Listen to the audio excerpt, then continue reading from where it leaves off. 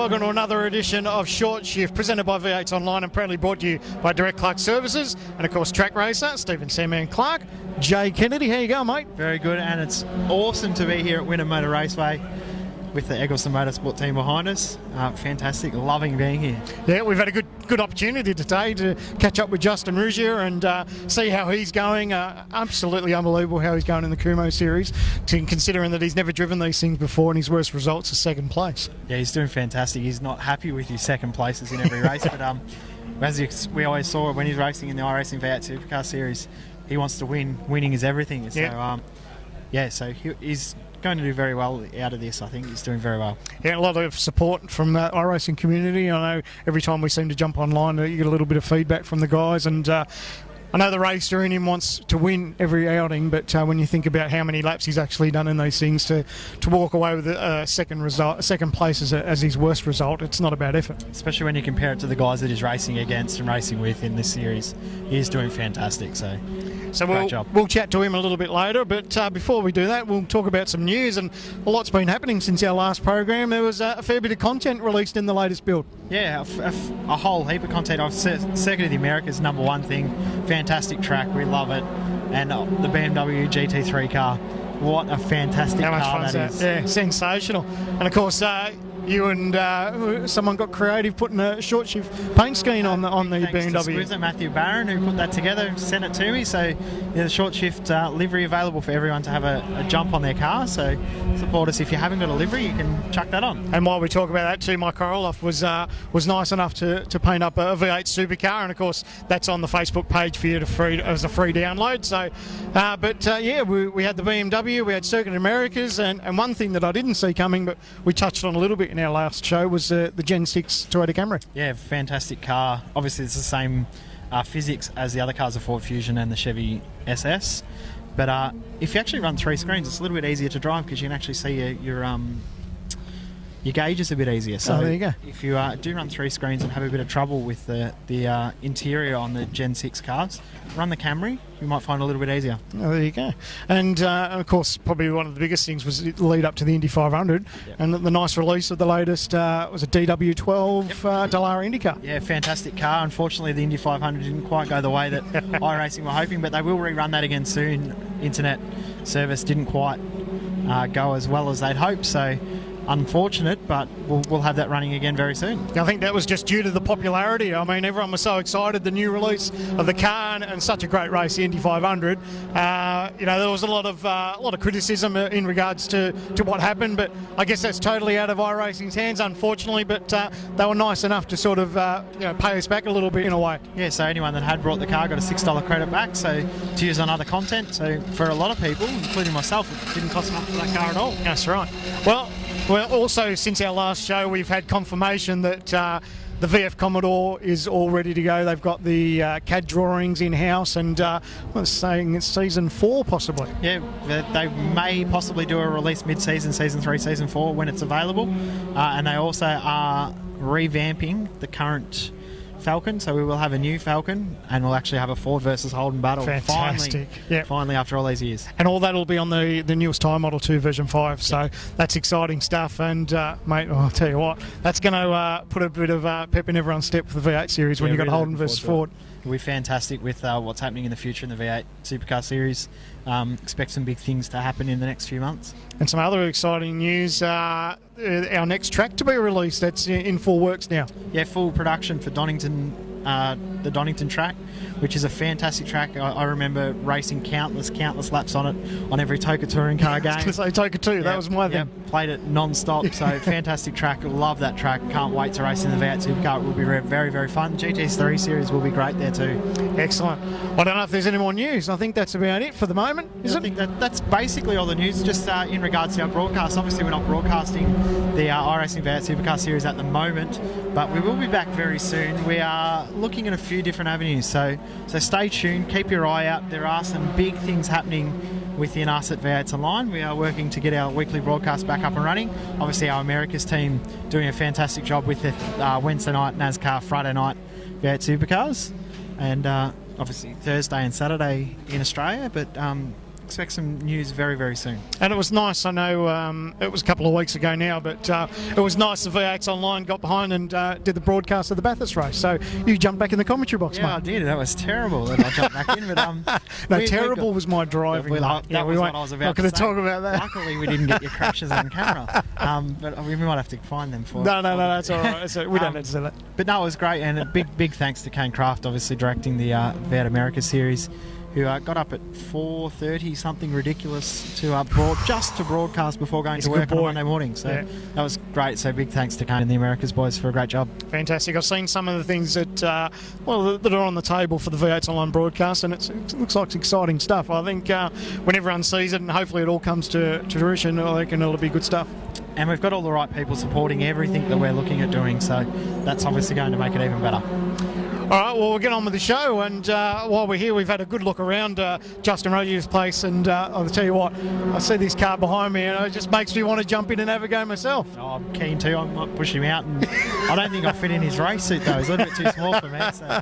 He's been great. We've got a little bit of a tour through the truck and back behind us in the garage, and the car, Rick Kelly race car from 2006 championship win. Yep, championship winning car, and he's actually going into battle against the car that Rick Kelly defeated, that's I'm right. fairly sure. Hey, Craig Lowndes 2006 car. It's now painted up in a Vodafone livery, but yes, it's very, very key cars in the history of the Australian V8 Supercar Series. All right, we'll get on with it. We'll show you a little bit of what's going on around here, and we'll catch up with Justin Ruggier here at Winton Motor Raceway.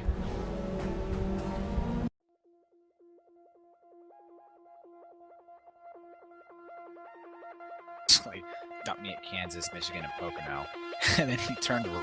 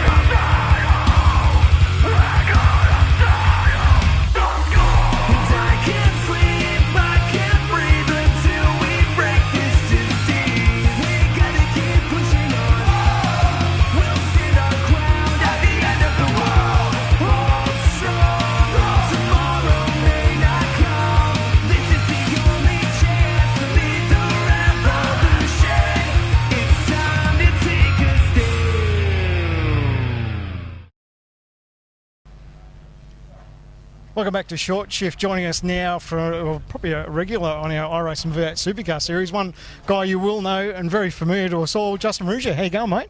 Yeah, going really well. It's great to see you guys out here at the track. It's good to catch up. Yeah, good to finally catch up. Been a few years since I've caught up with you. It's obviously come about starting in the Iracing series with us broadcasting.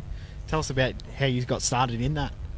Yeah, it's funny. I've done a real race back in Homebush in 2011, and one of my main sponsors, Stowe Australia, was on the car, and a couple of the boys come through, and Paul Gallen's a regular on the Iracing, and hit me up and said, "Oh, listen, mate, we're on Iracing. Why don't you come and join us?" So I was right into me sim racing back then, and on R Factor, but not Iracing, and yeah, it was really cool to get on with the boys and that, and then it just obviously progressed from there. Now, sim racing's led you into some pretty good opportunities. A notable thing with the Formula One drive you got overseas. Yeah, we fortunate enough we won a Formula One simulator race in Sydney with the Williams F1 team, and then that in turn sent me over to Spain to race in a real car in an open wheeler against the world, and obviously come first, and yeah, pretty stoked for that. And then yeah, we ended up scoring another simulator competition, and we won that with McLaren, the F1 team as well. So went to England, went to the factory, seen the Silverstone Grand Prix, everything like that. So it's really cool. Amazing. It's a heck of a stepping stone, isn't it? When you think about where we just simulator racing, everyone at home enjoys their simulator racing, and the next thing you know it, here messing with the big boys in Formula 1. That's fantastic. Yeah, it's funny you say that too, because I struggled a lot progressing from karts into real cars, basically for funding. So what I would do then is just look in papers, look up competitions, type them in Google, any competitions run around, and that then in turn stepped up another notch and gave me a lot of exposure that I would never have got if I never looked. So, you know, to everyone that obviously does a lot of simulator stuff, and with a GT Academy that's out there that gives people opportunities. Unfortunately, I couldn't do that because I got third in Australia and I got cancelled because of my CAMS licence. Oh. But it gives people opportunity. So. Now, obviously, you have a pretty decent setup at home. We've seen a few videos before, but tell us what you've actually got.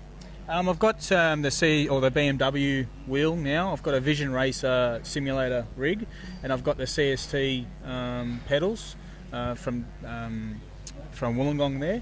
Look, it's a pretty neat setup. I do need a V8 shifter and stuff like that, and the button boxes. And I've had a look around on the internet. Some things are pricey. Some feedback that you get isn't the best. So to go and pour a lot of money into it without the best feedback is sort of, I've been reluctant.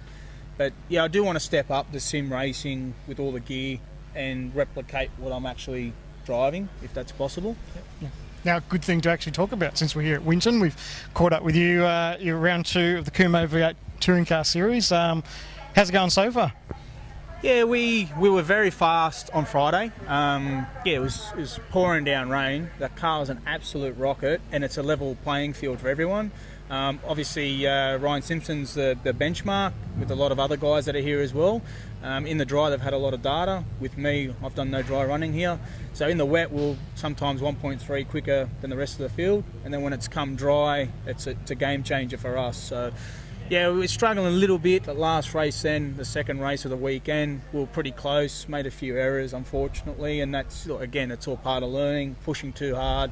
Just got to step back a gear and get on it for the next one. It's not a bad debut though, is it? I think your worst result second.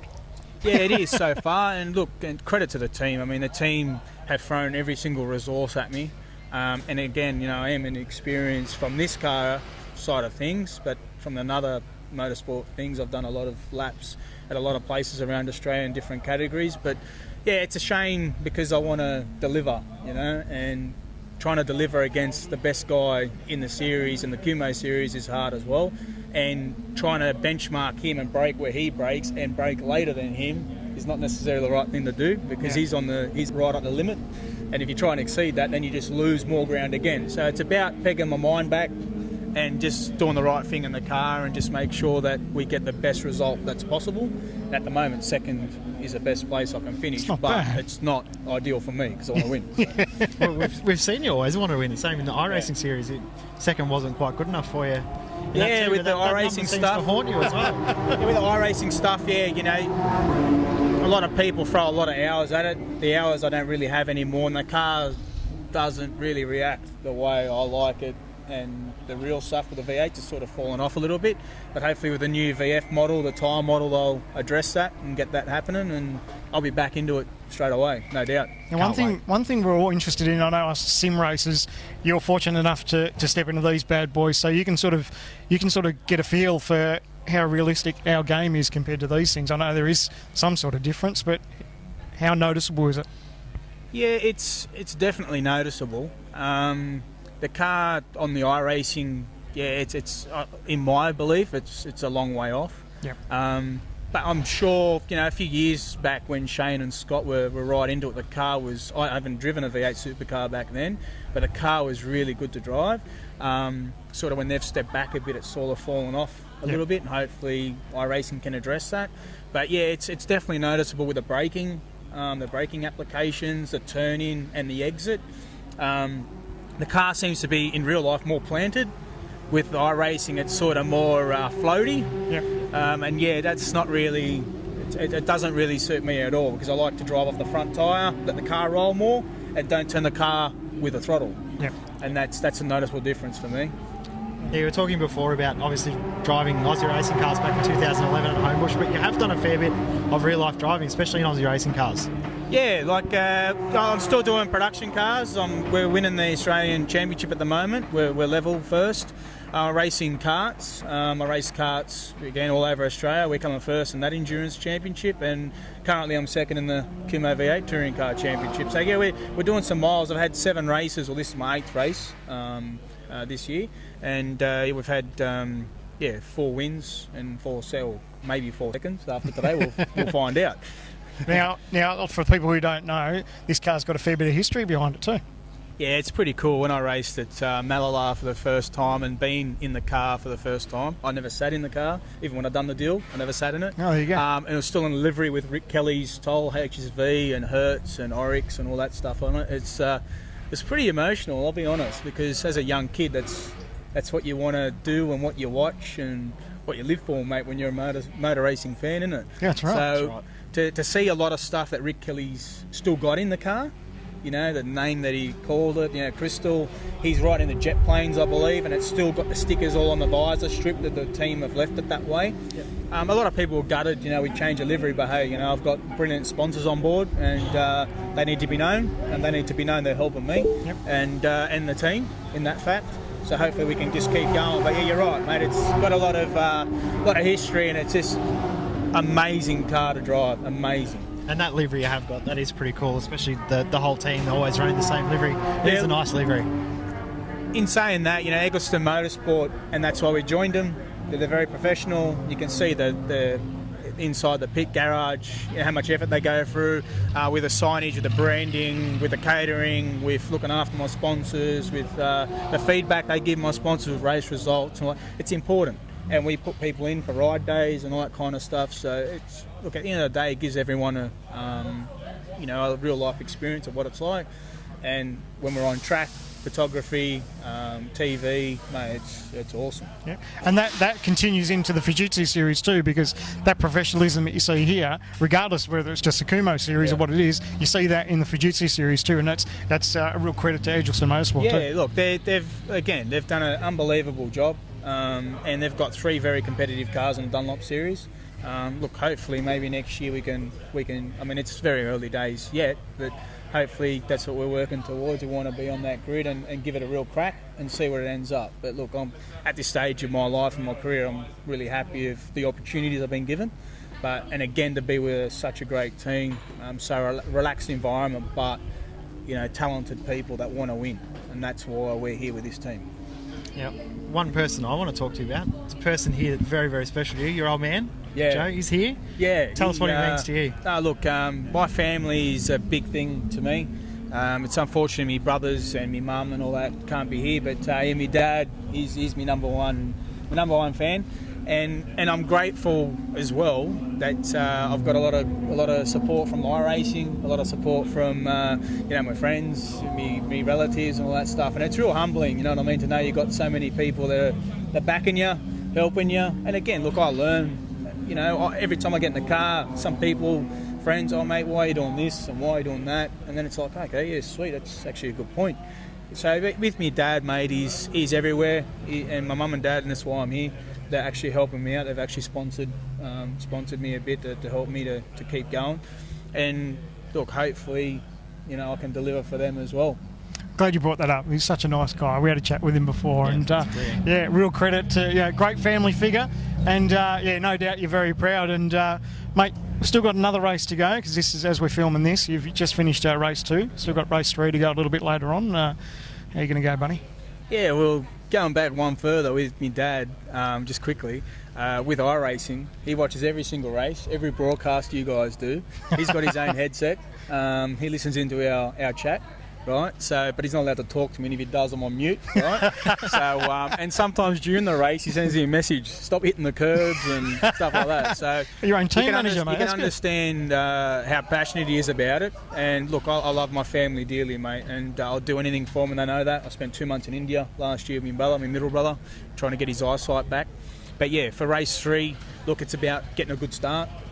We really need to rattle Simpson. It's very hard, extremely hard. He's in a very competitive car, and he's a very competitive driver. So if we can get a really good start and keep him off the start, I think that will be the game changer. Then I'll be all on, you know, eyes forward and just don't worry, down and look in the mirror. Just block. No.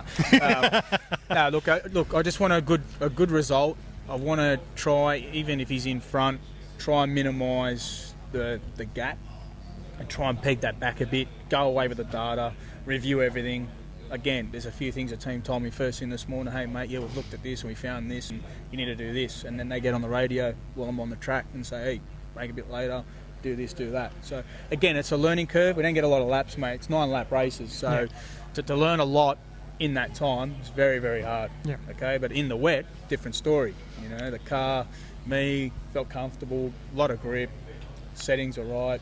Impressive numbers too, 1.6 seconds quicker than the rest of the field. So yeah, that's pretty good. 1.3, seconds quicker, in the wet, and the team were stoked. And again, look, I had more in it, but you don't want to be on edge where you throw the car off the track.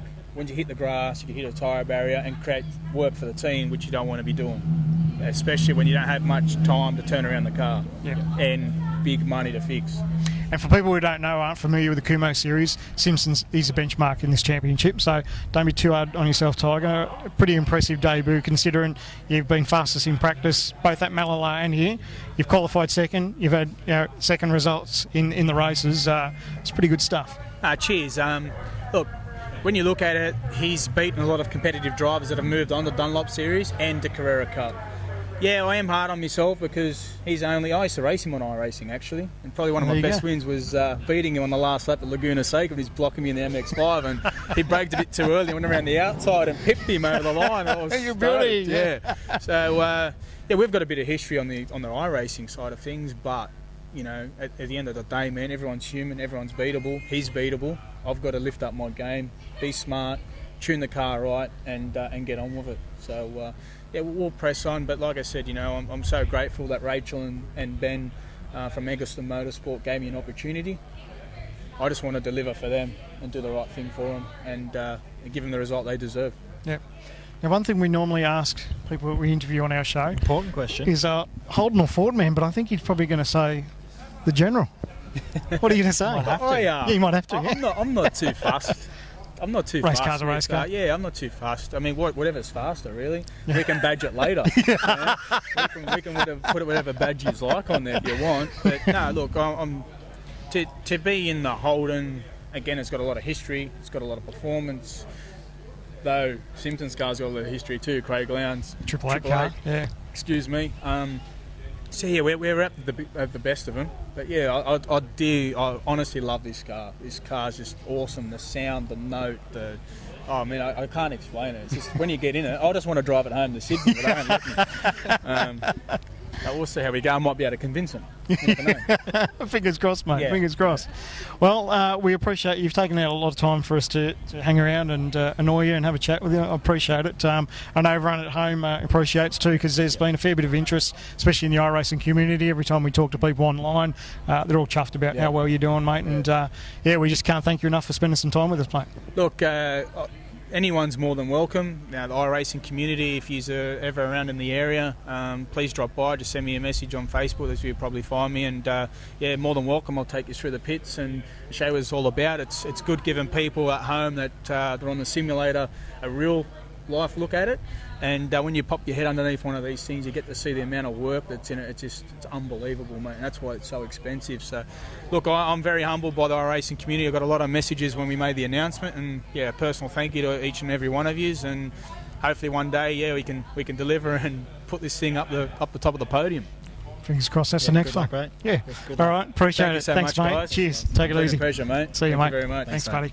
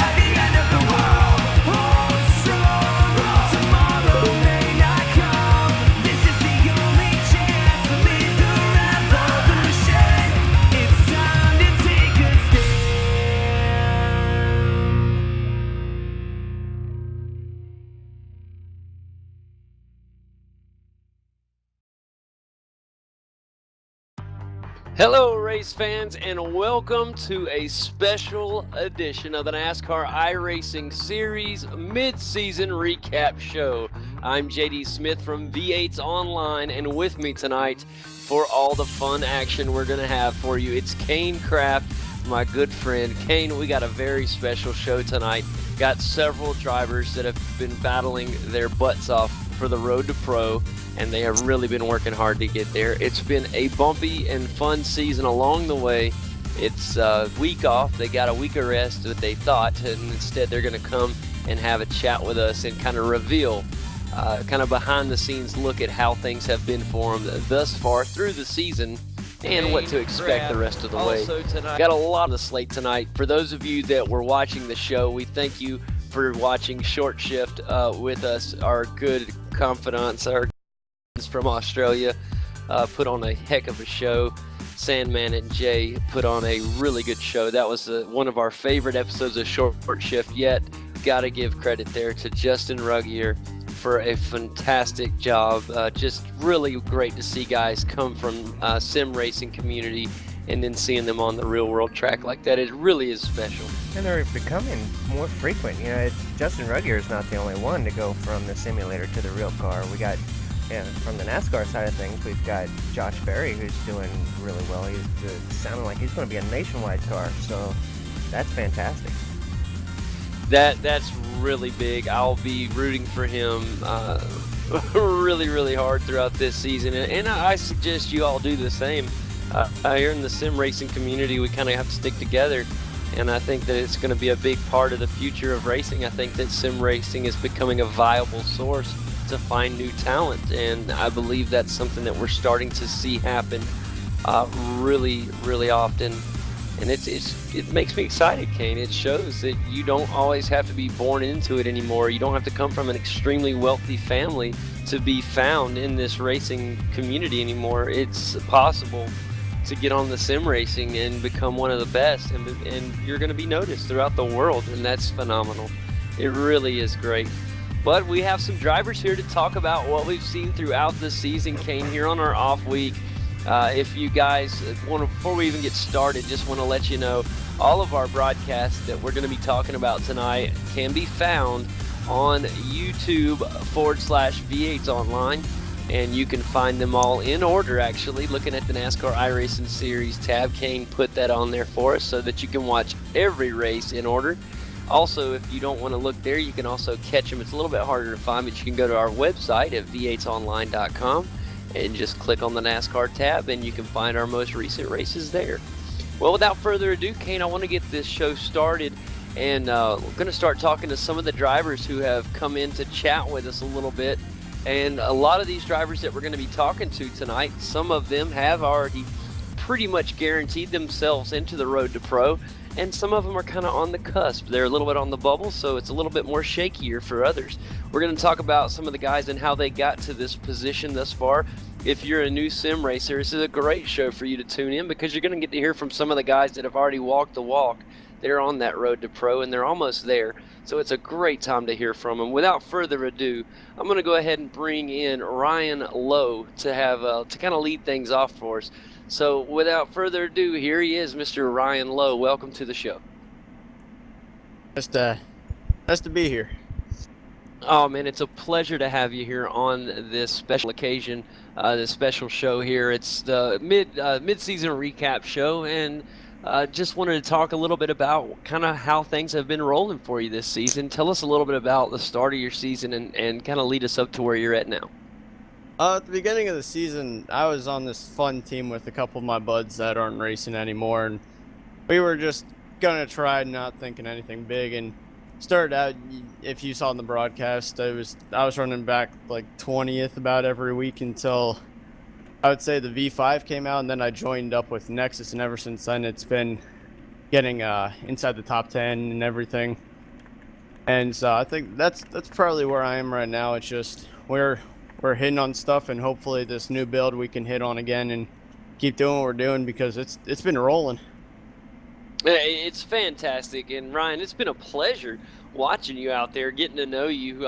When me and Kane started this broadcast, we didn't know many of the drivers at all, and it has really been a pleasure to get to know you guys and watch y'all grow as drivers throughout the season. Now, you've had a special season so far. You've had some great races, and you've had some not so great races, but overall, Ryan, you've done a fantastic job to this point. I hope that you feel very accomplished. When we look at the point standings, you're in 11th currently in the point standings, and that's puts you well in that top 20 that you have to be in to go to Road to Pro. So things are very promising for you right now. How do you look at right now to the end of this season to hang on to that or improve?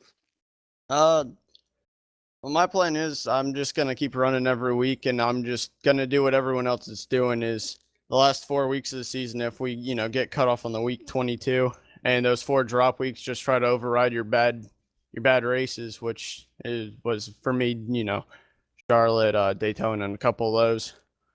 So it's just all about overriding your bad points and trying to get the most out of those, drop weeks that everyone's, catching back up to the week 22 point. Oh, yeah. Now, Ryan, what's your best? Tell us about your best from this point forward. What's your best race of the season so far? My best race, I'd like to say the one I won, but I really did enjoy Charlotte. Yeah, Charlotte was. I remember Charlotte. That was a fun night, and you did really well there. It's fun. It's funny you pick one that you didn't win. Tell us why. Just because I was leading a lot. I was really happy that race, and it ended weirdly for me actually. I was coming back through the field when I think I messed up somewhere along the way. Probably got loose out of 2 or something, but a spider ended up falling off my ceiling right on my face, and that got right coming off of 2, and I got loose and fell back, and then I got caught up in a wreck after that. So that was just pretty awkward, but I just didn't pick Pocono just because it was kind of a shot in the dark, and on top of that, I knew I had a fast car. It's just I didn't know if we would get enough cautions or enough green flag laps that I could try to pull and hold the guys that were been up front all day. Well, Ryan, I'm glad you brought up Pocono, and I wanted to close out just our individual interview with you. I don't want you to go anywhere because we're going to have a group interview shortly, but I wanted to close out with that awesome run at Pocono. You weren't the fastest car that day, and you won the race, and you won the race not only with your driving skill but your race knowledge. You took a chance, and when we originally saw that chance, I honestly didn't think you had a chance. I said, surely there's no way we're going to get caution like this to end that race. And that's exactly what we got. And it worked out to perfection. You took a great chance, and it paid off well with a race win. And that's awesome, man. That's the kind of stuff you have to do sometimes to win the race. Yeah, and you wouldn't believe how big the smile was that night when I went to bed, though. I can kind of imagine because Kane and myself, I remember even after the broadcast had ended, we were talking about that. We just couldn't believe how things kind of laid out for you there. And I even recall in the broadcast going, there's no way we'll get another caution because you had older tires, where I think after you, there was 1 or 2 other cars that had older tires, but the rest were all fresh. And I was like, oh, there's no way he can hold on to this lead. And sure enough, it was just what needed to happen. It was awesome, man. And that'll be one we remember for a long time. Yeah. Hopefully I could get another one, though. That would really be nice. Well, the thing that's fun is Pocono was week 14. And as you know, we just finished up with Daytona at race week 18. New Hampshire. I apologize. And when we come back, we'll hit Indianapolis Motor Speedway, which is a special race. After that, we're back to Pocono again, so maybe you can pull it off again. It's a shot in the dark, hopefully. Hopefully the setup's good with the weather still, and we don't have to do much adjustments, because it was fast. It was just I couldn't get by anyone. I couldn't get the run off the corners. It was really good center and just not off. That sounds good, buddy. Well, hang tight with us. Next, I'm going to bring in a driver who we'll be happy to talk to, and we'll go ahead and bring in Mr. Brandon Coppinger to have a word with him. Ryan, hang with us here, buddy. Brandon Coppinger, welcome to the show, buddy. How are you this evening? Hey, JD. Thanks for having me.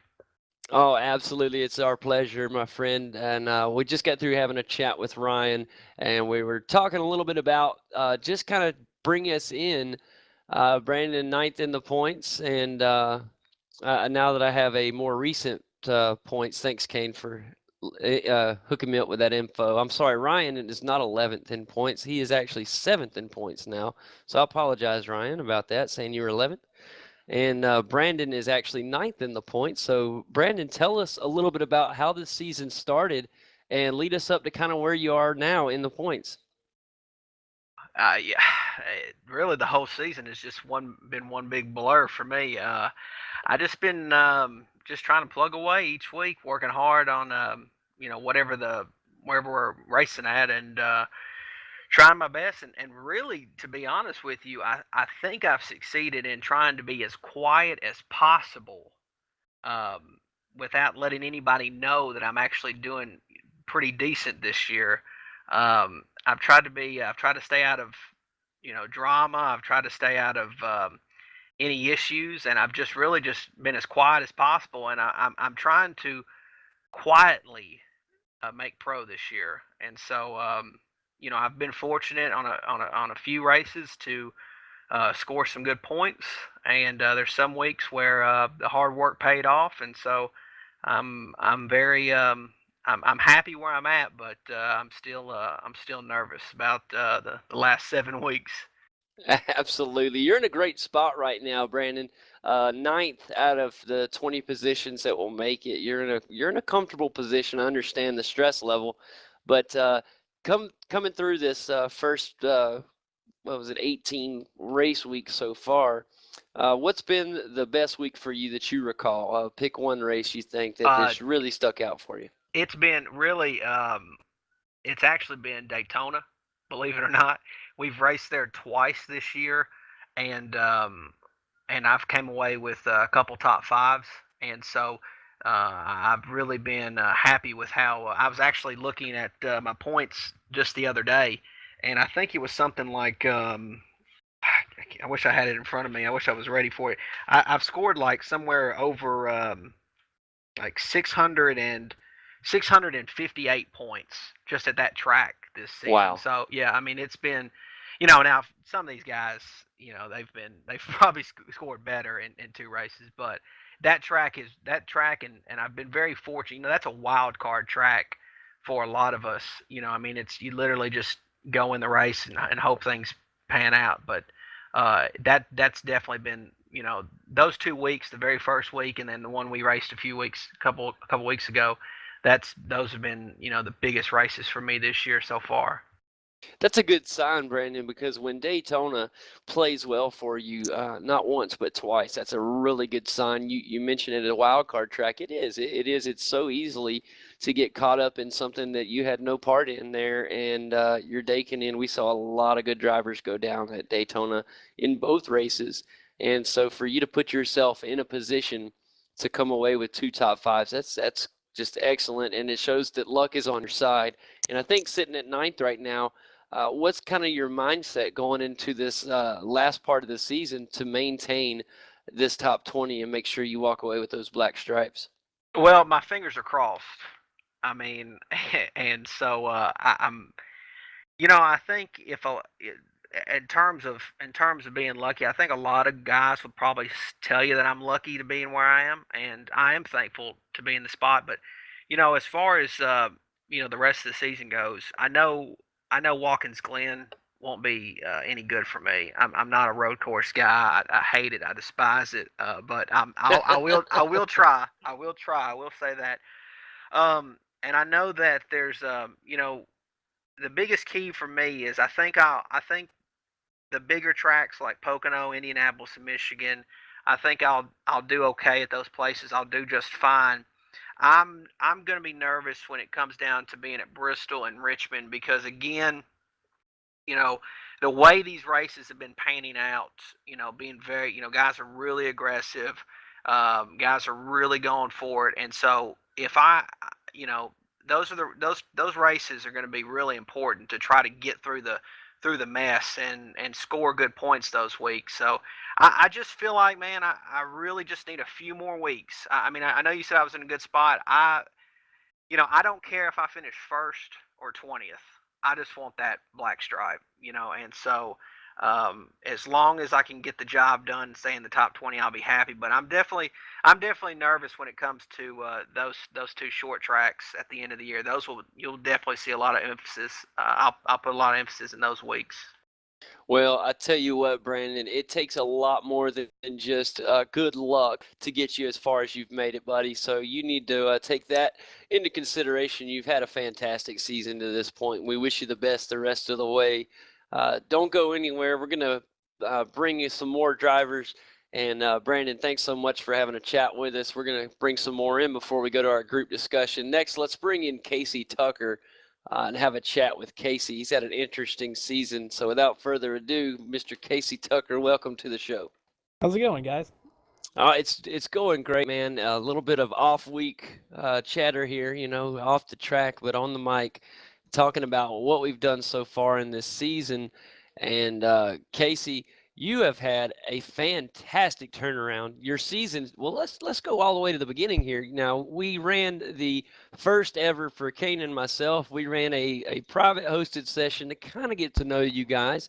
To start this season, we called it the Daytona Shootout, and we had it at Daytona. And you had one of the best race finishes I've ever seen in sim racing.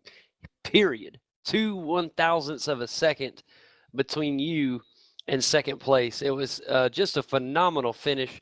But after that, it seemed like your season was kind of at an okay point. But it seems about the past 7 or 8 weeks, you have really done something different. And you have been a force to be reckoned with this past 7 or 8 weeks.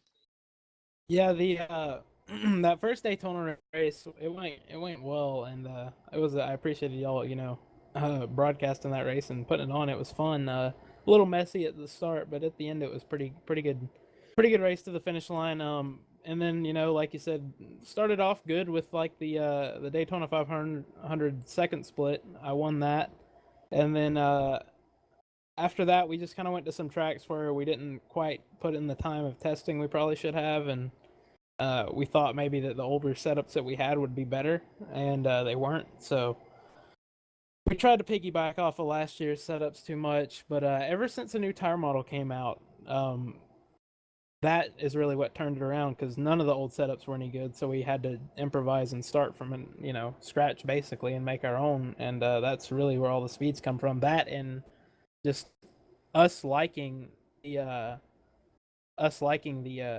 feel of the new tire model as well, and the way you have to drive it to make your car last.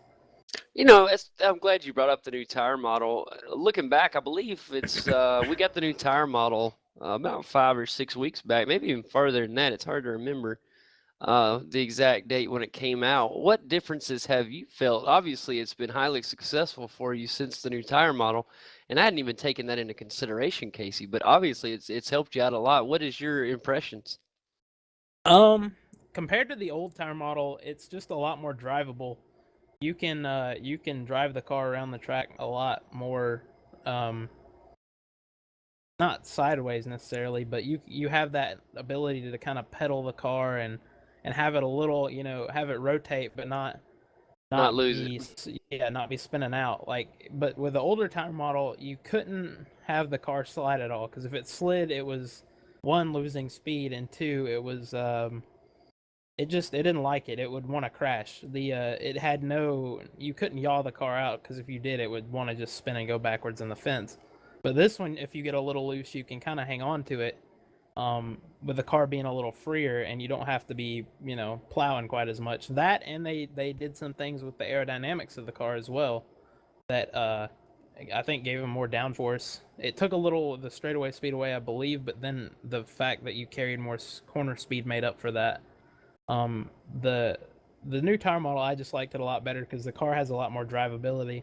The fall off is a little bit weird, but it's not that far. It's not as far off of real life as everybody tries to make it out to be. Everybody claims like it's running, the whole run the same times, but if you look at it, you run about the same times for about, depending on the track you go to, obviously, but you run good times for a reasonable amount of time given the track condition itself. Like, say, if you went to Atlanta, you're not going to last as long on tires as if you're at, say a newly paved track like Charlotte. Right. But it responds to the tracks and all that stuff a lot better than the old tire model. There is a fall off, and if you do abuse your tires, you will pay the price. If you overdrive and try to run hot laps every lap, and try to run qualifying times all the time, you can do that for a while, and then you will kill your front tires or rear tires, however your car is set up, and your car will become very slow and off the pace. So that's one thing that's helped us a lot, is not necessarily our out of the box speed, but it's on into the run. Our cars seem to perform better, if not, as good as the other cars this year, as to where earlier in the season we were just subpar at the start of the run and then not very good at the end. Well, now tell me this, Casey. As we just got to talk about the new tire model, it definitely has a lot more drivability, maybe a little bit more grip than in the past. Not a whole lot, but it just does have a small noticeable amount, in my opinion. But let's talk about something that's pretty big here. When you probably started this road to pro, your main goal was probably just to get those black stripes on your car, to get that pro license.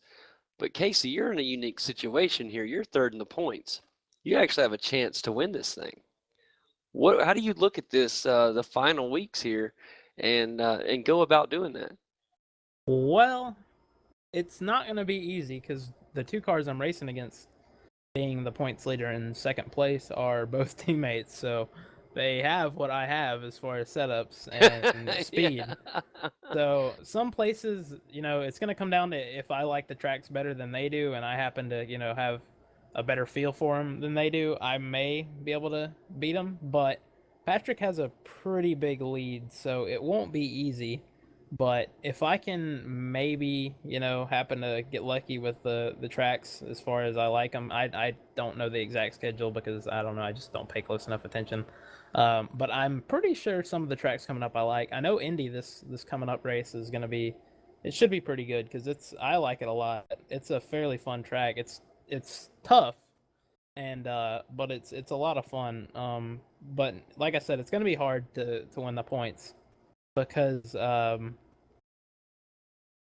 just it's tough racing teammates. Like I said, it's they have the same cars you do, so it's gonna be hard. But if I can beat them, I'll definitely give it everything I got. I didn't come to finish second or third or wherever. If I can win it, I want to win it. But I won't be disappointed at all if I just finish third or second, or something like that. It won't disappoint me one bit. Yeah, absolutely. Mission accomplished. Team top 3 right now, so that's not too bad. That's very impressive. Casey, don't go anywhere, buddy. We're going to go ahead and bring in Nicholas Morse next and have a chat with him. Let's ask Casey real quick. A viewer from the YouTube wants to know if you found a sponsor for the Pro Series yet. Yes, I have. Infinite Creative Solutions is giving me a sponsorship for I believe about 5 races. It may be the whole season. It just depends how it goes. And I have another sponsor that is in talks with maybe for the rest of the season. He hasn't decided on exactly if he's going to go with us or not. But I do have potential sponsors. I still am seeking associate sponsorship. I have spots available for the deck lid and potentially quarter panels on the cars. And maybe you're the rear or something like that, kind of the more associate type sponsors, the small sponsors, but you still have your name on the car, and it doesn't hardly cost anything. I'm not asking for a lot. I wasn't asking a lot for the associate, or not the associate, but the primary sponsors. So it was just something to help out with, paying for practices and stuff like that. Just any little thing would have helped out, and just to have somebody's name on the car instead of going out and running a blank car. I mean, that doesn't look too good. I don't like running blank cars. No, absolutely not. And that question, thanks for answering that. That was from Case Brinksma. It's good to hear from Case too. He's a good driver as well. But that's good news, Casey. I'm happy to hear that. And we're definitely going to be looking forward to seing that next season. A lot of people don't realize the importance that the sponsorship plays in the series.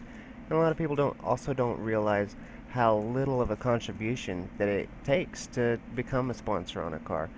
it, these drivers ain't looking for a lot. You know, it's not thousands of dollars worth just to sponsor these cars. They're just looking for some help to pay for some practice sessions and some content and some of the software fees and things like that.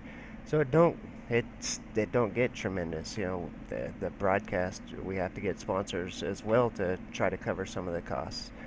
But it's not a real big cost associated with it. So if you own a business and you would like to help out the series, any of these drivers are a good candidate to put your name on their car, as well as the series itself. If you would like to broadcast the series, get a hold of us and we'll take care of that as well. But every one of these drivers are deserving of a sponsorship on the car, and like I say, it don't take a whole lot. You better believe it. They really do deserve it. These guys have worked endless hours in improving their racecraft and their ability. They have so much in R&D, trying to make sure that their setups are just right each week to compete with the best of the best that are trying to go pro. It really has been a privilege to watch, and everybody in here that we've talked to so far, Ryan Logue, Casey Tucker, and Brandon Coppinger, have done that. They're sitting in that top 20, and all three of them are actually pretty comfy up in there. Some of the guys we'll talk to not quite as close as some of the others. So next I'm going to bring in Nicholas Morse. We got to keep the ball rolling with drivers. And so let's bring Nicholas Morse in to have a quick word with him. Nick, how you doing, buddy? Pretty good. Thanks for having me.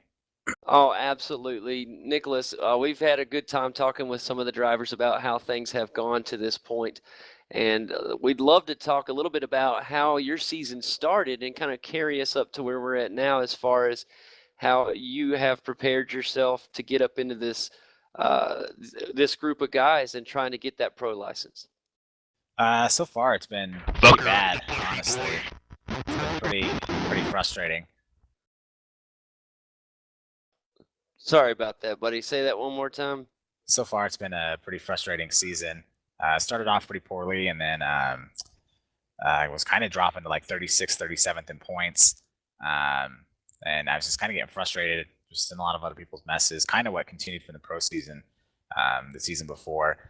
But, you know, the new tire model came out, and I feel like LRM really responded to that. We were doing great with the old tire model and the old setups, and that was going really well. And then for everyone else, but for me, I was struggling. Then when the new tire model came out and all the setups changed and we really got to try some new stuff, I feel like we actually separated ourselves from the rest of the teams, put together a string of victories there, got a lot of good points, and I went from, you know, 37th essentially up to 11th in points. And then the past couple weeks of actually this past week I had a rough week, but other than that it was going pretty well. So I feel like I'm kind of hanging in there in the top 20. Like I said, I just need to make the top 20. Obviously I'm not going to win a championship or even get the top 10, but if I can just get a pro license, I'm confident I can kind of make my way through to DWC. You ain't getting that shit. Absolutely. And I tell you what, it's good that we're talking, Nicholas. We've talked to our first three drivers have pretty comfortable spots in the top 20. On the other hand, you're right on the bubble of being in or out of this thing. You're right in 20th right now.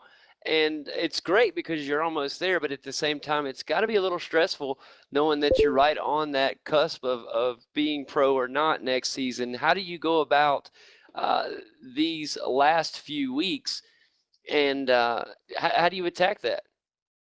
I just got to keep doing the same thing I've been doing. I'm not really the strongest at road courses or short tracks, and super speedways are luck. But with the speedways, I feel like LRM is pretty strong. So just got to keep focusing on that, try to get some top 10s and just stay in the top 20. As long as I avoid trouble and don't get in any fights, I'll be okay. So I think I'll be okay. And I just got to stay in the top 20. That's it. And Nicholas, I want to say that the past few races we watched your cars looked really good. You've looked like you've had some really good confidence as of late. Yeah, I feel like I'm coming along. During the pro season, when I didn't qualify for Phoenix, that was kind of an eye-opener for me. I threw away my Microsoft wheel and I bought a G27 and a Club Sport or Fanatec 2 pedals. I'm not sure the name, but the really, really high-quality stuff. I've been learning to race again, essentially, with brand new wheel, brand new feeling. I got the Obudu cockpit and brand new pedals, so that was a lot of stuff that I had to get used to, and that was tough. So I felt like I started off slow because I was learning and trying to race in the top 2 splits. Lost some iRating there, but now I feel completely comfortable, and I think it's kind of shown. I mean, I've won a couple races here. I was doing well at New Hampshire, and normally I get lapped at New Hampshire, so running 5th in the top split for all 3 races that I was in this week, even though I didn't get good finishes, was a real positive thing for me. So I think I'm back to kind of where I was in 2008, 2009 when I was winning races, had 7,000 iRating. I think I'm getting back there. I just got to put the finishes together and kind of get that last 10% that you get once you're comfortable with the wheel. You got to kind of get that last 10% to master it, and that's what I'm kind of working toward right now. Well, that makes a lot of sense, Nicholas. I'm glad that you pointed that out. A lot of guys that are watching the broadcast right now, watching this show, are curious about the equipment that you guys use. A lot of up-and-coming sim racers really curious as to what what you guys are driving with. It makes a big difference with equipment that you're comfortable with. I've heard a lot of big-time drivers say it's not so much of the amount of money or this, that, or the other, but it's what the driver is comfortable with. And with you getting new equipment, and it takes some time to get comfortable with it, and obviously your performance has improved. It obviously shows you're getting a lot more comfortable with your new equipment. That makes a big difference. Yeah, I completely agree. I mean, obviously you can't go out there with the fixed setup and expect to run in the top split and be competitive. But from what I've heard so far and what I've seen, yeah, sorry, we got to get rid of somebody real quick. Kids. But anyways, it takes a lot to get used to new things. Now, say real quick what you were racing with before you upgraded.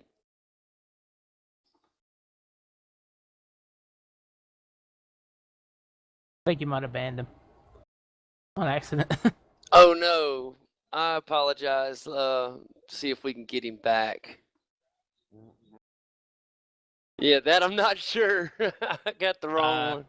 You go into your, I believe it's edit virtual server, and then it should be somewhere in like their ban list or something. I'll see if I can do it here. I feel terrible that I got rid of the wrong one there. I apologize. For those that are listening, I'm sorry. I apologize about that. There's always some kids wanting to mess around, and they think it's funny. They'll never be able to make it. Yeah, that one was weird. He kept coming in under different names, but he'd used drivers' names that we'd really be expecting to see in the chat. So, yeah. But, yeah. I think I clicked on one at the same time you clicked on one, so we ended up getting an extra one. I'm removing the ban from Nicholas Morris. If you guys got a chance and you see him, please bring him back. We're having a great chat with him, and I feel terrible that I accidentally got him out of there. So hopefully I can get him back in there. But we'll keep moving on in the meantime. Let's bring in here next Greg McKenna. There's a driver who's had a great season. Greg, do you have a copy with us, buddy? We got you. Absolutely, man. Welcome to the show, my friend. And it's great. I've got to get back in race mode here from kids that we have jumping in and out of here. But anyways, moving along, Greg, it's been a great season for you so far. You're 8th in the points overall. And your season started, I've been watching you kind of closely, believe it or not. It's been fun watching you move up through these points. Tell us a little bit about what it's been like for you from when you first joined. Was it everything you expected when you got into this series, or was it a little bit more difficult? Tell us what it's like from your point of view. Oh, it's definitely difficult staying out of mess, to be honest with you. But the biggest thing is we was on a different team, and we was struggling a lot, to be honest with you. And then we got hooked up with Kenny and Chad and all them guys and got a little bit of help. And then everything kind of from there, but still, it's still the same factor. You just got to stay out of trouble, and you up front. It don't matter if you're 5th, 6th. I mean, you can be 20th in one lap. It's just a struggle trying to stay where you're at and trying to get as most points you can. That's it. It really is. It's such a tough thing. You know, that's the thing is you got so many great drivers in this series, and only 20 of them will get to advance at the end of the season to pro. And it's, you know, you have so many guys that we just cover the top split. So when you really think about it, it's a really tough group of guys. You guys are the up and coming talent. You know, you are the ones that will be on the pro series, and seeing that, it's awesome. But anyhow, tell us a little bit about your 8th in points, Greg. Tell us a little bit about what you have planned for the rest of the season. Are you going to try to move up through the points, or are you just kind of satisfied hoping you stay and get in that pro license? They'll give me an S. I'll take care of that. All right, yeah, we'll do that, Casey. Fuck this shit. And that's what happens in IS right there. Yeah. Yeah. You got people like that everywhere. Them guys. If you understand what I'm saying. Absolutely. That's part of it, man. You got kids and I mean it's whatever, but we'll take care of that. Casey, if you'll take care of that, that'd be great, sir. Yeah, if he comes back in here, I'll definitely take care of it. But I think he left, or I think what's his name banned him. Okay, yeah. Yeah, Kane got him. Well, now we can continue the show because we do have a lot of great viewers out there. And by the way, viewers that are out there watching the show, if you have a question you'd like to ask one of these guys, just let us know. We'll be happy to ask them for you. I know we've had a couple that asked some questions in the comment area. But continue what we were saying. Greg, tell us who you run with and kind of what your goal has been since the get-go here. Sorry to be interrupted I run there. with the team is the actual name of the deal with Kevin and Kenny and Rich and Chad. Them guys, they do outstanding job with setups and all that stuff. And it's just, I don't know, learning the process here, but it helps a lot running with guys that are a lot faster than you, making long runs, that type of stuff. Helps you when you get in a race with these other guys, which pretty much everybody's the same speed, to be honest with you. Like you were saying, I mean, this is a tough deal because you got so many guys that should be pro and will be pro. Yeah, absolutely. And that's the thing. It's so fun to watch. It's been really a privilege to watch who's going to make it in and who's not. As the weeks continue, it's just going to get more and more close. It's going to get down to the wire. And literally, we're going to have we have 4 drop weeks to take into consideration. And after that happens, it's all she wrote. You're in or you're not. And right now, you're in a great place, Greg. Just keep doing what you're doing, buddy. And I'm sure that you will be sitting with black stripes at the end of the season, buddy. We can only hope. Like I say, it's my first time running for it, so it's a totally different game for me. Absolutely. Well, hang tight. I'm going to bring Nathan Wise in here real quick, and as we keep reviews going, and then we'll have us a little group conversation. I've got plenty to talk about tonight. And I will go ahead and bring him in. Then we got some good subjects to talk about. Let's go ahead and bring in Nathan Wise and talk to him a little bit. An hour. Nathan, do you have a copy, buddy? Yes, sir. Absolutely. Welcome to the show, my friend. We've been talking with a lot of the drivers. I see we'll get Malik Ray in here in just a minute after you. Nathan Wise has been kind of a new on the broadcast. Tell us a little bit about the season so far for you, my friend. I noticed we first saw you on the broadcast about 3 or 4 weeks ago. Well, I believe it was first time you were on the Wednesday night show. Yeah, well, I just started racing the Gen 6 car back in January, and was running on like a crappy laptop getting like 20 frames per second. And I figured, hey, I'll run this NIS series. Maybe I could do something. And I ran third split for a while and was like 50th in points. And back at Charlotte, I got a new computer, getting good frames now. I got a G27 wheel and started making my way up through the rankings. Went from 54th position in points to 20th in 5 weeks, and then finally made top split. And it's been nice. And thank you guys for doing this broadcast because it's really cool.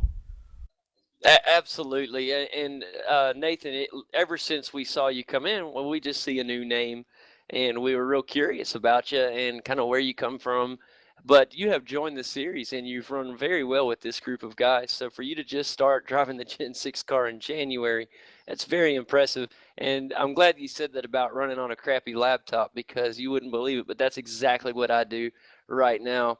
Kane and everybody gives me a hard time. I race on what I call the Porto rig, man. Busted out a TV tray, put my Momo wheel on it and pedals, and I can take it wherever I want to go. And so you got to upgrade at some point, but we all got to start somewhere, and that's part of it. Yeah, I wish I had a little bit more luck. I've like New Hampshire, I think Wednesday night I ran in the top 5 all night until about lap 87. Got in the wall a little bit and went to the back and wasn't able to recover, but it'll come around. Yeah, you had a fantastic run at New Hampshire. I'm glad that you brought that up. And I tell you what, as we move on, next week we'll be at Indianapolis Motor Speedway, and it's going to be fun to watch how you progress, Nathan. You kind of got to jump in on the broadcast midway through the season, but it's been really fun to get to know you. Just tell us a little bit about your sim racing careers. Did you just start driving? How long have you been sim racing? Well, not many people know this. I'm only 16. I've been racing. I don't know. I bought PlayStation 1 when I was like 4 and started playing NASCAR 2002 on PlayStation 1.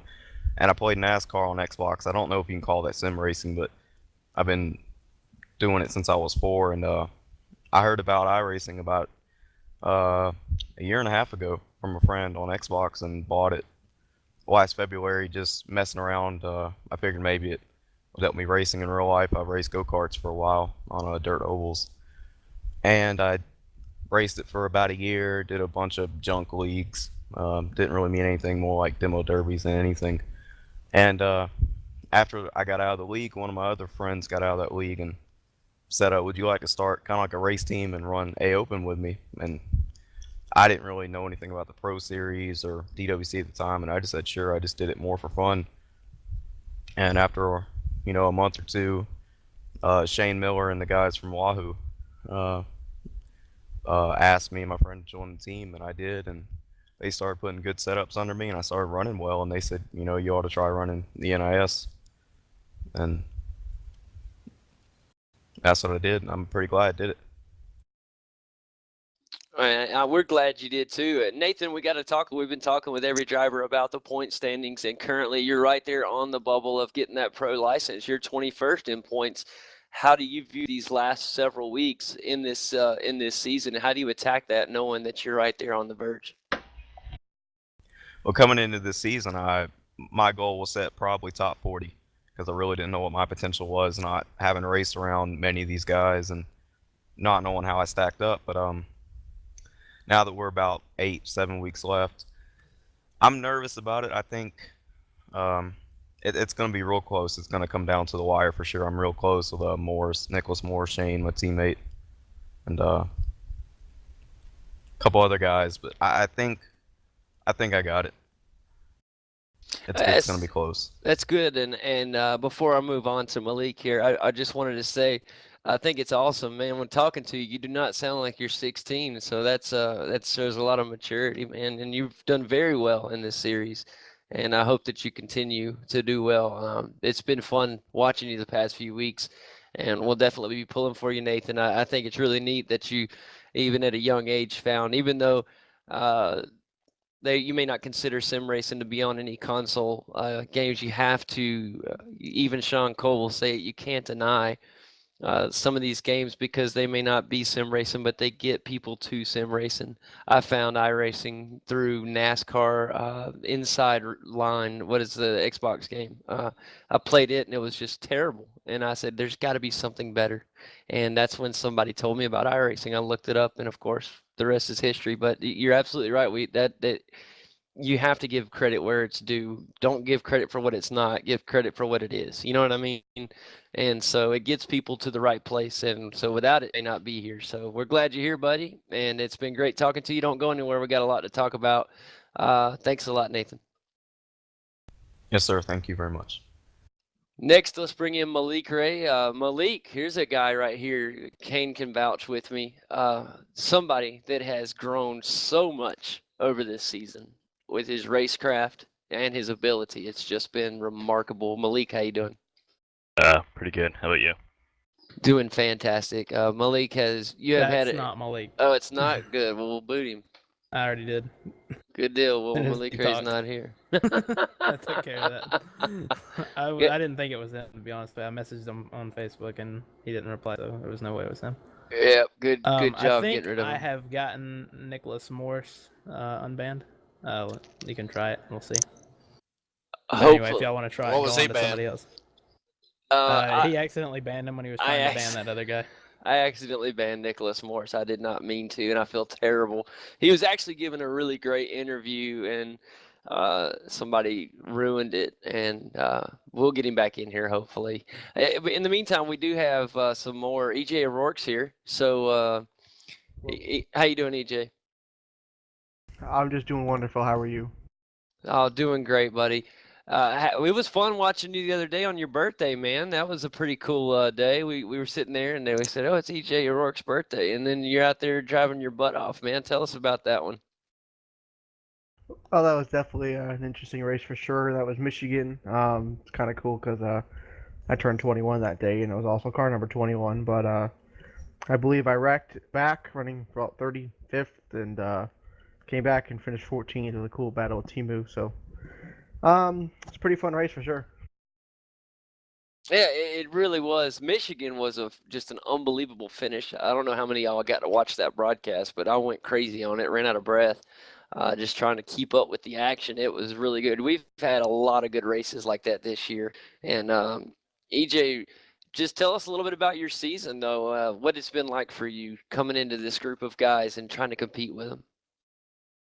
Well, competing against these guys is something I usually don't because they're very good and I'm not that good. But anyway, congratulations to them because they've deserved it running this long. And I don't think I could have handled running, 19, 20 weeks, whatever they run. So I've run a partial schedule just to, learn, maybe run for pro next year. Hint, hint. I don't know.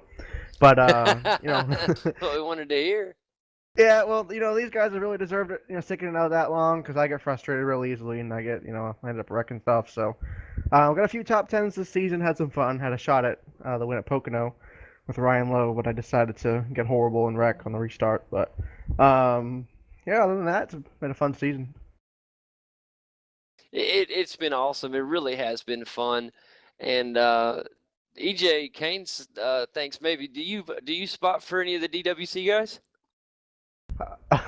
I guess. Can you say?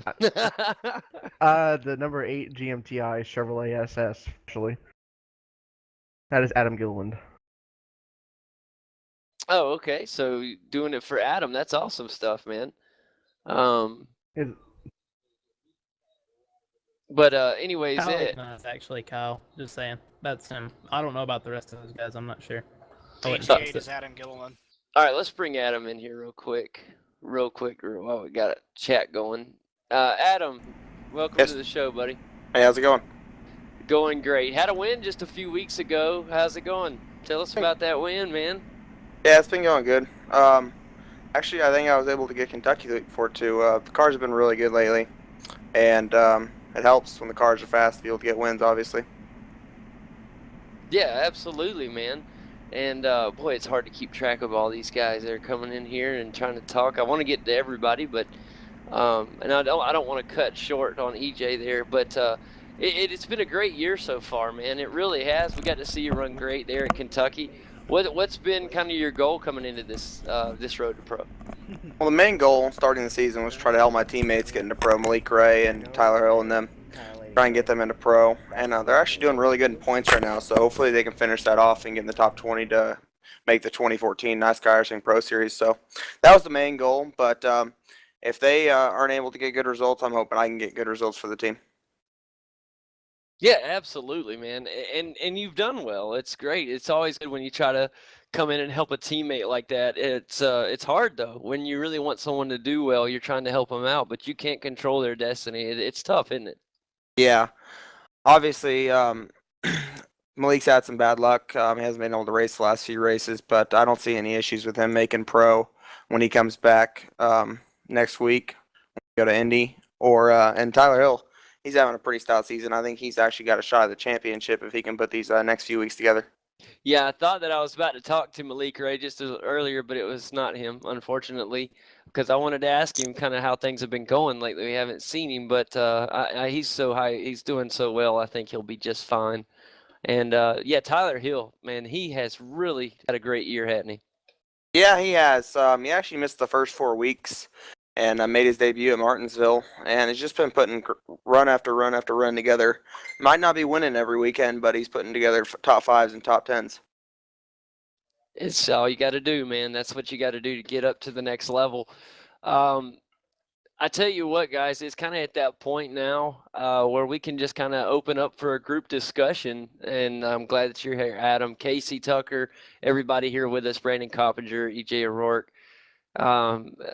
Greg McKenna, Nathan Wise, Ryan Lowe, everybody that's been with us so far. If I missed you, come on in and we'll talk to you in a second. Kyle McCormick, who Kyle, I'm so sorry. Yep, I'm so sorry if I missed you. Kyle, welcome to the show, buddy. We don't want to skip you, definitely not. Hey, what's going on, guys? There he is. Okay, welcome to the show, buddy. We're just doing some talking before we get into group discussion. I just wanted to hear a little bit about your season. Tell us about it from your point of view, man. Tell us kind of what it was like entering into this series and how your expectations were to what really has happened.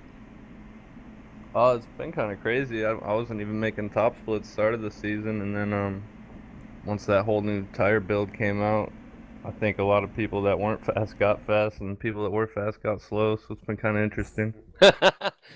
There actually is some truth to that, I really believe.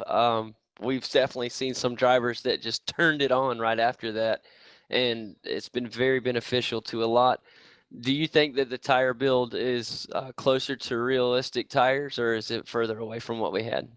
Oh, I have no clue, but I definitely like it more than what we had before. Yeah, I do too. I'm right there with you on that. I really, really believe that we're moving in the right direction. The Gen 6 car was very, very, very difficult to drive at first. And part of me was thinking, there's no way this car can be this difficult when I'm watching the guys on TV drive a certain way. They can slide through corners a little bit. And if you do that in this car, we were talking a little earlier, you couldn't do that in the past. And now you can do it to an extent. So I think it's a step in the right direction. I really do. But Kyle, it's been awesome watching you race all season long, buddy. I feel like each week you're getting better and better. It's your name comes up more and more each and every broadcast. So that's a good sign, my friend. What is kind of how you're going to attack the rest of the season being in 15th in the points? I'll just keep trying to get good points. I heard that, man. Just trying to focus on the top 10. Being in 15th is kind of a unique position because you're in enough to where you're in a safe position, but you're not so high enough where you can completely not worry about it. So it's going to keep you focused, I think, and I think that'll be very beneficial for you. Yeah, I mean, there's really not a lot of comfort zone in the points there. There's so many people crammed in together. You have one bad week, you could drop outside the top 20.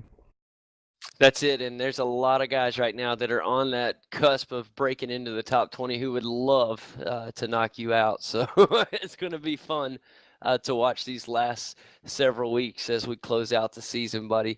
And but definitely appreciate you stopping by, and I want you to hang with us because we're going to have a really good group discussion. Somebody's saying that Kenny Humpy wanted to do an interview. I don't know where he is. If he is in here or not, there he's up there, but is that really Kenny? He's up there, but I don't see a It's flag Kenny. beside his name. Oh, is It's it really Kenny. him? Yeah, Okay. it's really him. All right. I told him Okay. to come over here. All right, I got him. Pull him down. Kenny Humpy, do you have a copy, buddy? 10-4, bud. Glad to have you here, Kenny. Just had to verify that was you. We've had some, I don't know what you want to call them, but anyways. Imposters. Imposters, there you go. They're wannabes. Wish they could be drivers that are racing for pro license, that's for sure. No, buddy, we're glad to have you on the show.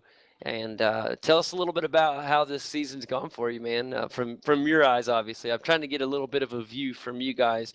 A lot of the viewers that watch the show want to know what you guys think. Y'all are the next up and coming thing.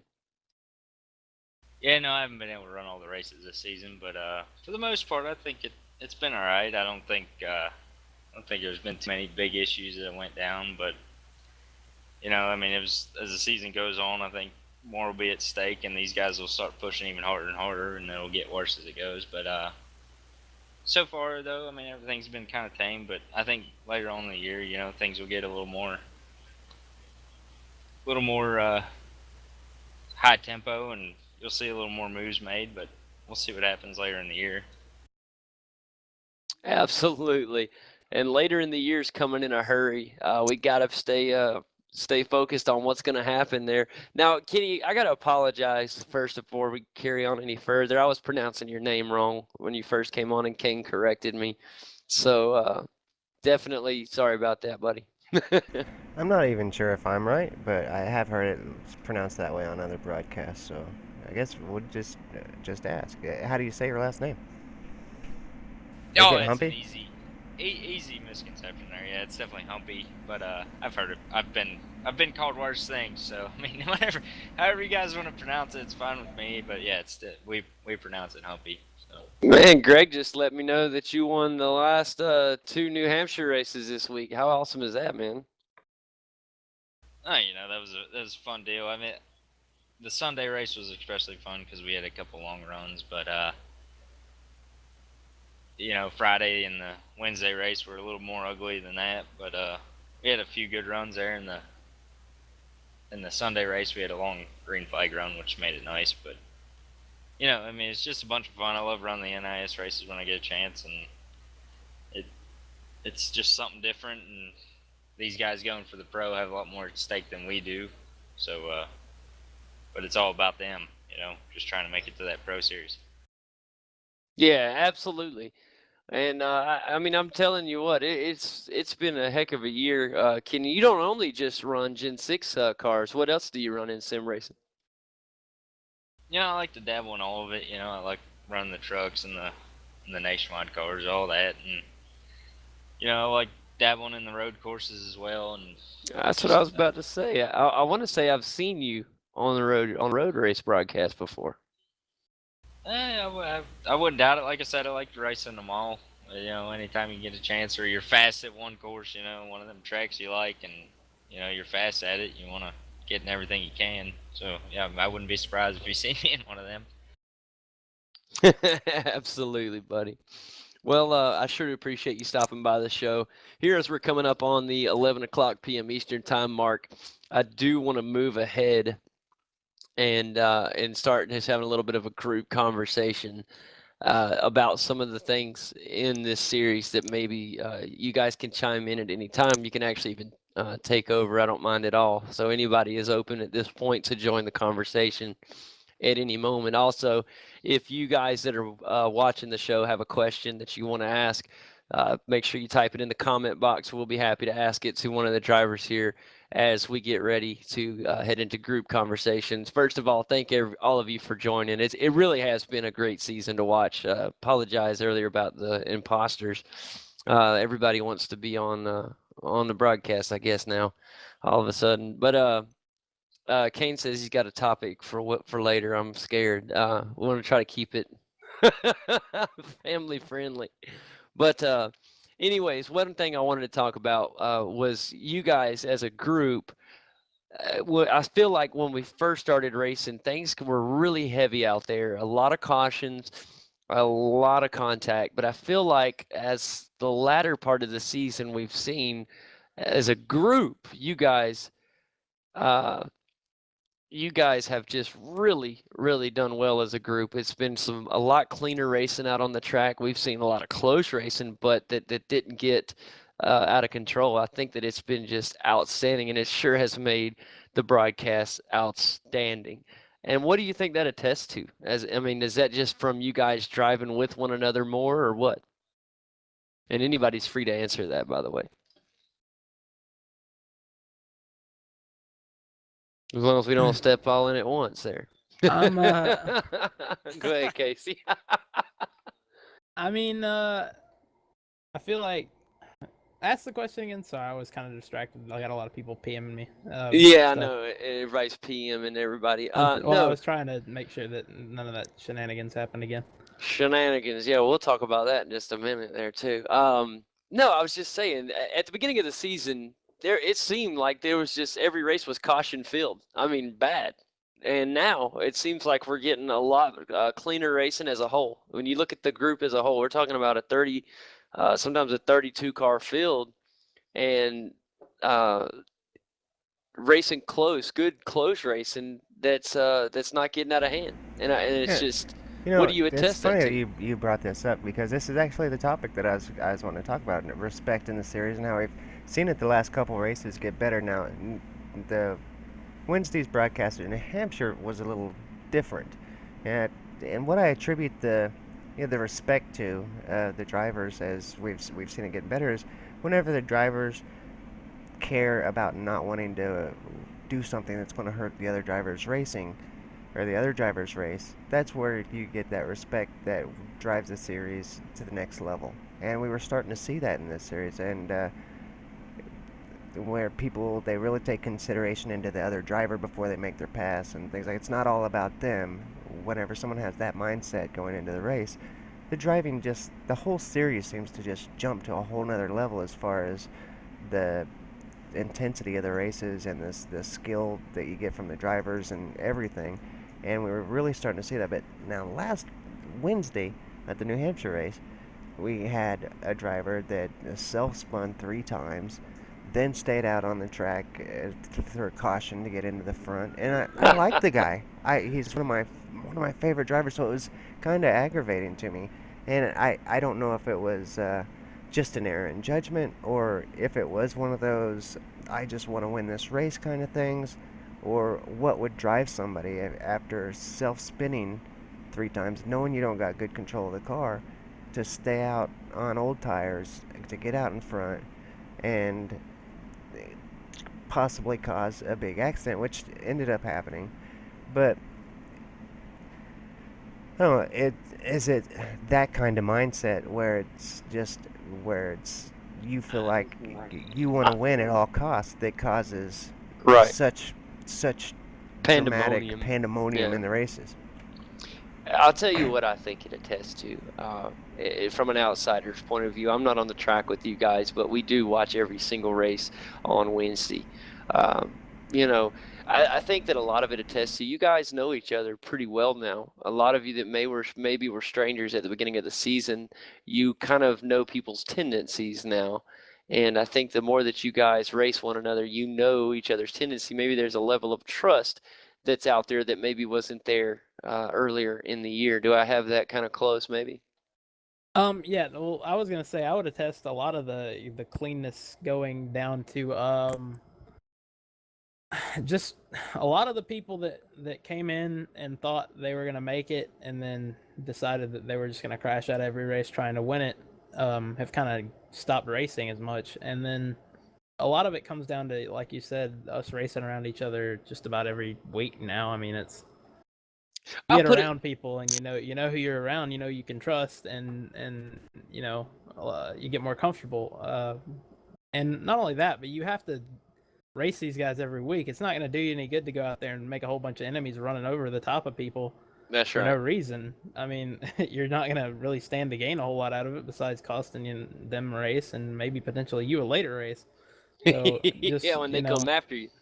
I think it comes down to a lot of people, maybe not necessarily a lot of people, because there are still people out there that, are kind of doing a little bit crazy stuff. But for the most part, everybody runs fairly clean.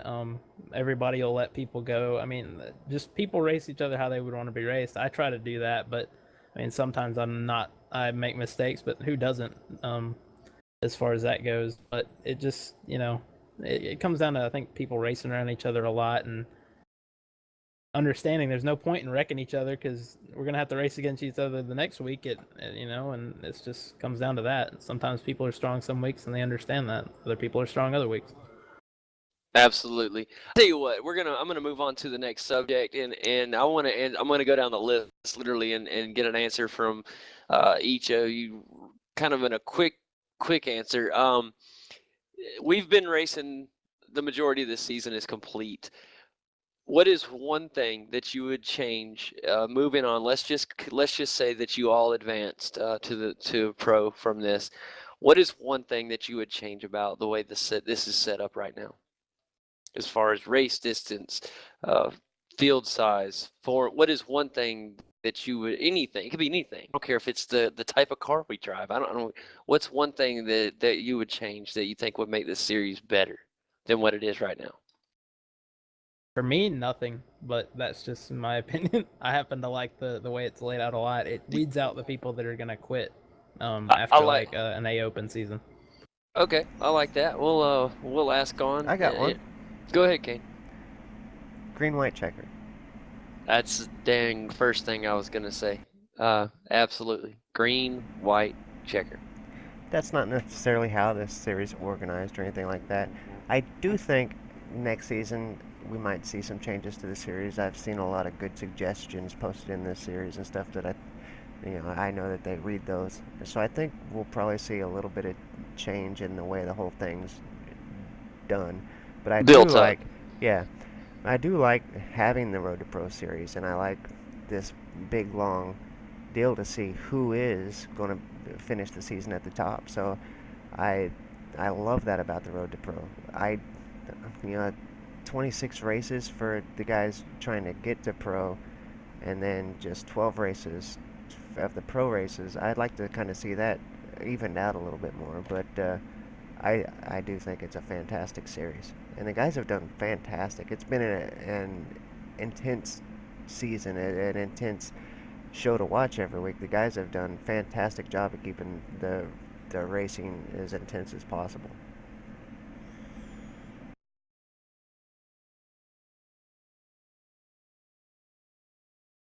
I guess I'll just go ahead and go. I really like the schedule. I like the schedule the way it's set up. I actually like the length of the races. The one thing I wish I could change would be probably, and I don't even know if they would even necessarily even consider it because of how many splits sometimes there are in terms of the Wednesday nights and Friday and Sunday morning races. But I wish there was somebody from iRacing that could watch these races and be able to give warnings to certain drivers, for reckless driving, or just, I mean, I think it's making pro and is not easy, obviously, but making it the way some of the guys have probably made it in the past, and potentially could be making it this year with reckless driving. I wish that iRacing would potentially do something about those guys, and I think that it would definitely make the races cleaner in the future. Brandon, I agree with that 100%. Yeah, some live officiating on a series that's so important. They do have live officiating on the Pro Series and especially on the DWC. So on the Road to Pro, where everybody's working so hard to get their pro license, having some live officiating on that's a good suggestion. And I know that they do it for DWC, which is important. They should.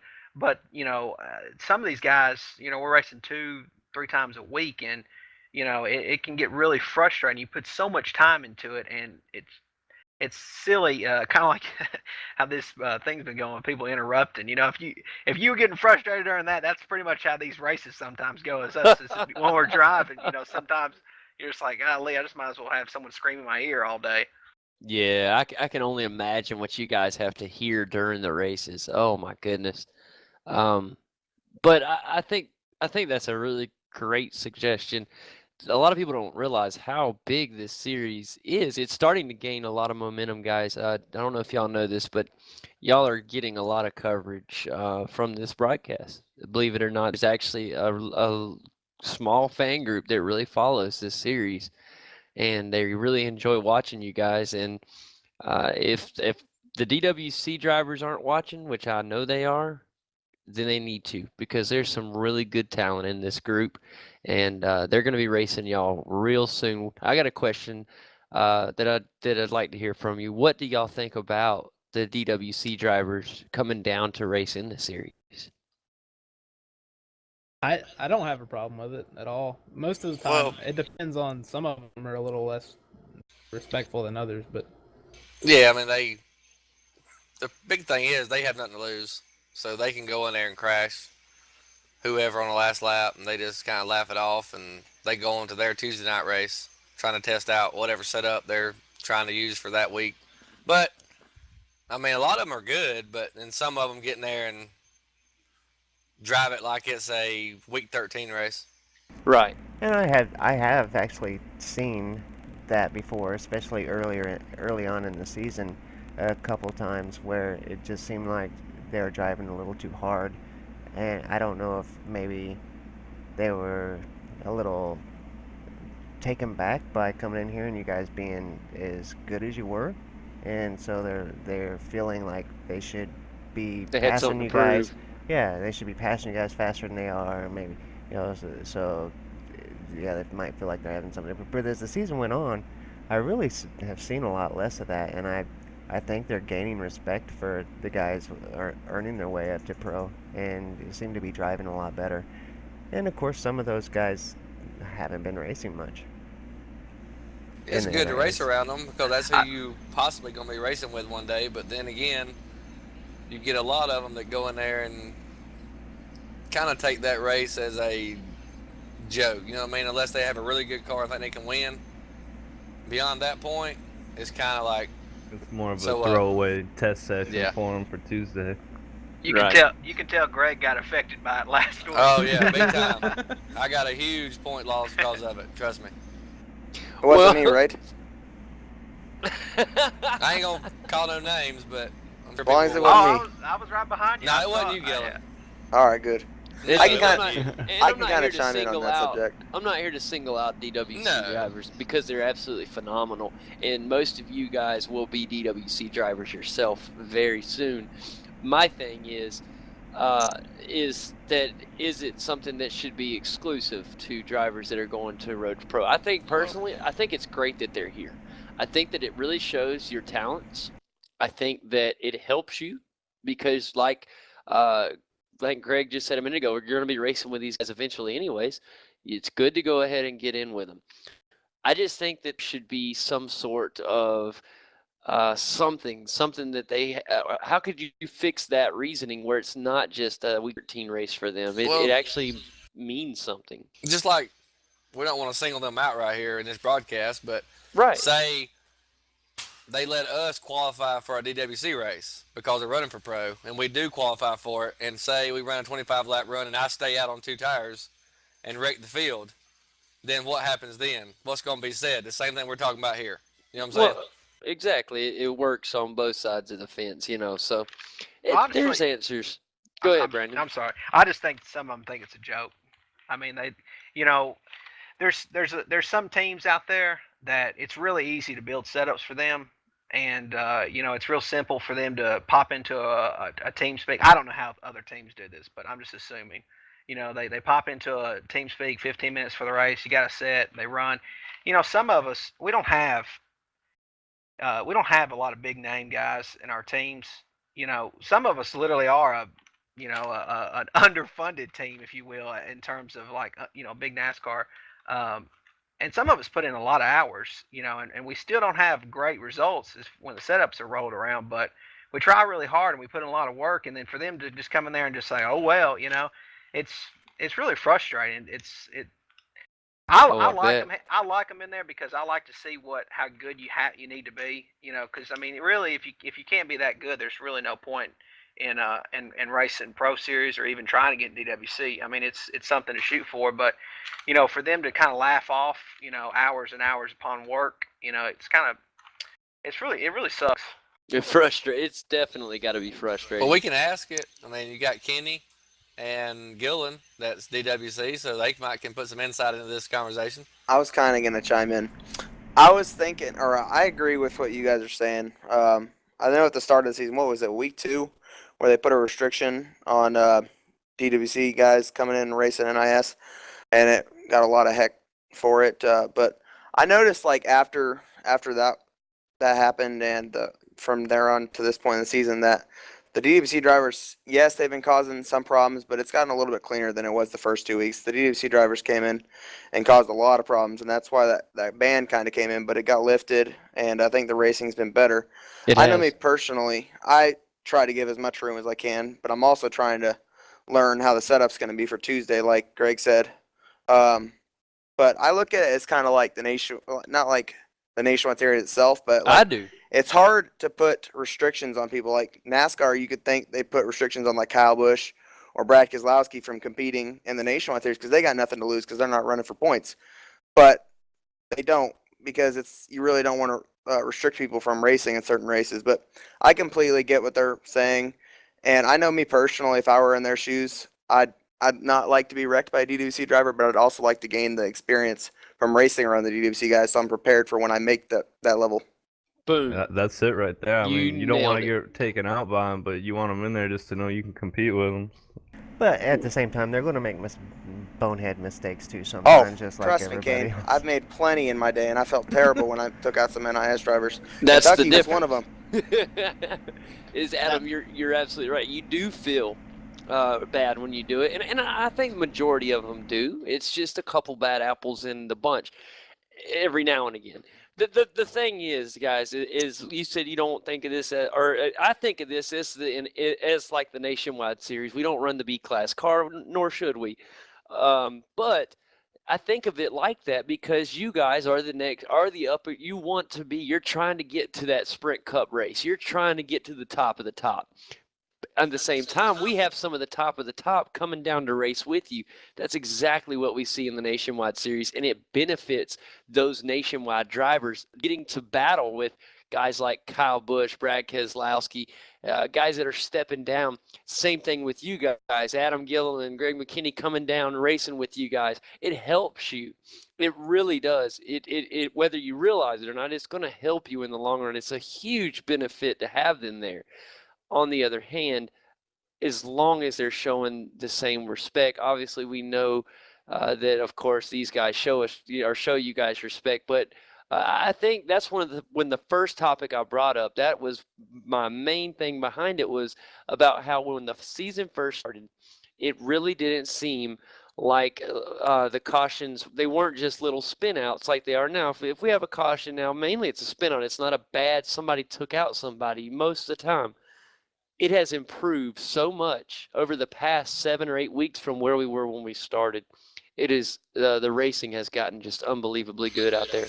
Now you can take it one way. Like I'm fortunate enough to be on a team with the guys that run DWC. So in a race, when they're in there with me, and if I'm running around them, then I know I got that security of they're not going to run me over on a restart, that type of thing. Now you can bring them aspects into it too. Exactly. Also, the last 2 months, it seems like it's been the same exact lineup every race. So just being around the same guys every week, that definitely helps with the respect levels too. I know when I'm out there racing with the guys on my team that are in NIS, obviously the priority is to get them to finish as good as possible. Like I'm not going to put them in a bad position on a restart. I'm going to try to help them maximize their points days. That's the same way with Kenny and Chad, them guys with me. When we're racing in races, they'll maximize, get me in a better position. It might put them in a worse position. You see what I'm saying? Yeah. Mm-hmm. Absolutely, man. And that's what it's all about. And see, that's what makes it so good. And that's why I'm glad there's not a ban on DWC drivers coming in. I think it's great. I think it's a great thing to these road to pro drivers. I really think it's a great benefit. And you guys do a great job. I'm glad that y'all are here, and I'm sure that they are too. I mean, I'm sure that y'all have helped them a lot. I mean, I'm sure you've shown them a lot of things that they may not have grasped onto if you weren't here. But anyways, it's a good subject to top on. Kane, what you got, buddy? I think it all boils down to respect. I think as the season goes on, the drivers are gaining more respect for each other on the track because they've raced with each other more. They know that these guys are good enough to be in that top split and that they're racing against good guys, and as they gain that respect, they start racing each other with respect, and that's really what we see. Every once in a while we do see that exception to the rule, but I do think that overall the respect level in the series is on the rise, and I think as that continues, we're going to see a fantastic finish to the season. Yeah, that's the biggest thing I try to do.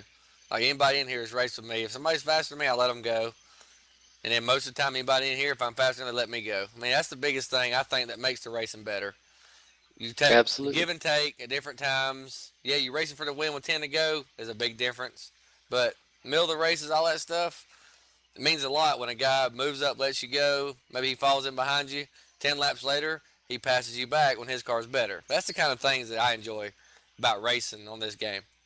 That's it, man. And we have seen a lot more of that here lately. The last 3 or 4 races, we've seen a lot of that kind of passing going where a car will go a little high to let the faster guy go underneath, and not a lot of holding cars up. It really does seem like everybody on the field's doing that here the last few races.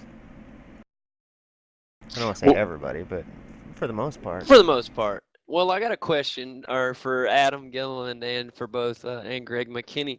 What's something that you would tell the up-and-coming Road to Pro guys that's something they could really focus on before getting out of here? Because a lot of them are fixing to get out of here, and they're going to be racing and doing exactly what you guys are doing now. What's something you can give them, like a little word of advice to watch out for or to prepare for or something? You've been there and done it. That's right. I apologize. Biggest thing I can say is when you get to Pro and DWC from NIS, you can't take as big of gambles to like try to get a position, because in NIS you really don't have any repercussions if you crash someone for a spot, other than the guy might want to get you some payback. However, when you get to Pro and DWC, there's an incident system, and if you crash someone, the live officials will determine after the race who is at fault, and if you accrue so many points, you'll eventually be suspended. So that's the biggest thing I can say is just learn racecraft and learn what to do and what not to do, and how to balance patience and aggression. That's really the biggest thing I can say. It's great advice. I mean, that's a big part of it, balancing aggression and patience. Patience it's racing, and when patience and racing is something you just would never think would go together, but it's very important. Yeah, I see exactly what you're saying. That's a great point. Guys, is there anything that you want to say as we've been going on this for a good while now? I appreciate everybody for coming out. It really has been a fantastic season so far. I can't wait to see how this thing concludes. There is another question online from the YouTube channel. Want to know what the driver's most embarrassing moment on the track was. I'll start this off. Anybody want to start that one off? Go ahead. Probably this about is Adam Gilland, by the way. Go ahead. Probably about a month ago at Pocono in DWC. It's like with over 1,000 people watching. I restarted, I believe, 6th on a green-white checkered, and spun the tires and wrecked about 30 cars. And so that's probably my most embarrassing moment in sim racing, with all the people watching and crashing from 6th on back. So that's probably my biggest embarrassment. That'll do it right there, Adam. Appreciate you sharing that. Who's brave enough to step up to the plate next on that Kenny? one? I actually got 2. One was from R Factor in 2009, and the other one was most recent at Phoenix, but this was in the NIS fix though. The first one was in a Before we go too farther, Justin, let everybody know who you are, so that because we don't got a name tag up since we're not in the live race. My name is Justin Petshower. I am a longtime sim racing veteran. I've done Indy cars, sports cars, stock cars, you name it. And he's the man. Now go ahead, buddy. I'm just kidding. The first embarrassing moment I had happen to me was in an Indy Lights race in a league that's long since defunct. 10 laps to go. Thought I was running out of fuel. I was sitting in 5th place. I didn't realize there was 10 to go until a teammate of mine came over the radio and said, "Dude, what are you doing? There's 10 to go." It's like, oh shit. It's like I just pulled a Mark Martin. That's got to be terrible. And then the second one was actually in an NIS fixed Phoenix race, where I didn't realize I was running low on fuel. So I was like, okay, when do I go in? When do I go in? Next thing I know, the force feedback on my wheel cuts out. It's like, oh no. So it's like, do I pit or do I stay leading this race, run out of fuel, and cause a big wreck? And next thing I know, I pull off. Guy's like, dude, you almost got me black flag. I was like, what did you want? Did you want me to take out the whole field? That's an odd situation right there, man. That's got to be kind of an annoyance when the force feedback just pops out on you like that. And the sad part was, I literally chimed up on the radio by accident. I was like, Jesus effing Christ, not this! Everybody's like, what's going on? I've got one. This is Casey talking. Let's see. About You've got one, that's it. I was about to say, I think you got more than just one. Well, one that I'll say, me and Kyle and Greg, they know me and they know I've had plenty. But the one that I remember that was most embarrassing on a public display was the Martinsville fixed race, I want to say NIS of last season. Was it the spring or the fall? I don't remember. It was one of them. I think it was I want to say it was the last one, the last Martinsville race. So probably. Yeah, the fall. Yeah. Anyway, so they decided they were gonna wreck going into turn. I believe it was 1, and I decided to try to check up a little, to not arc into the people that were in the wreck. Anyway, long story short, I got hit in the rear checking up, spun around backwards, parked it up on the curb. No caution, somehow. No caution came out. I think because my car was like below the, on top of the curb on the grass. So I'm sitting there for a minute, getting pretty frustrated watching all the cars go by.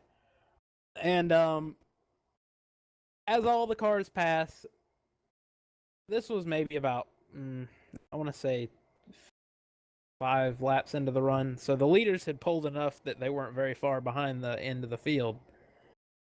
So the last car passes by, I spin it around, mess up, overdo it, go to spin it around again and get completely take the leader out. And I'm pretty sure I might have taken out the second place car. And this is last season's NIS fix, so this has not been very long ago. Oh, it was like he sat there on the curb and waited for the leaders and then decided to bust a donut right in front of them. My worst one was taking out Kyle right here. We're really good friends. We've been around each other a long time. And this year, first race NIS, to be honest with you. I think it was the first one, wasn't it, Kyle, at Phoenix? Oh, yeah.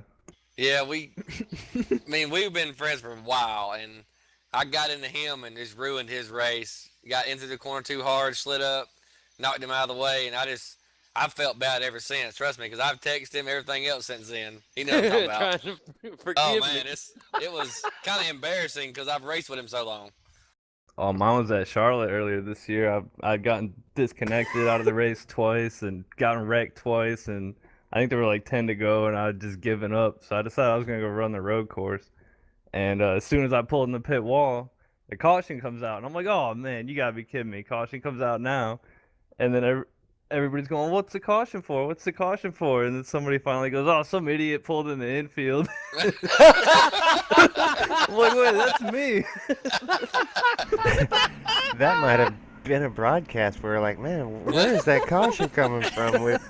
I don't see it on the track nowhere. There's been a couple times. Solved. Yep. Oh my god. You know that we've had that happen on the broadcast a couple times where a caution will come out and we'll look everywhere on the track and we cannot find for the life of us where the caution is.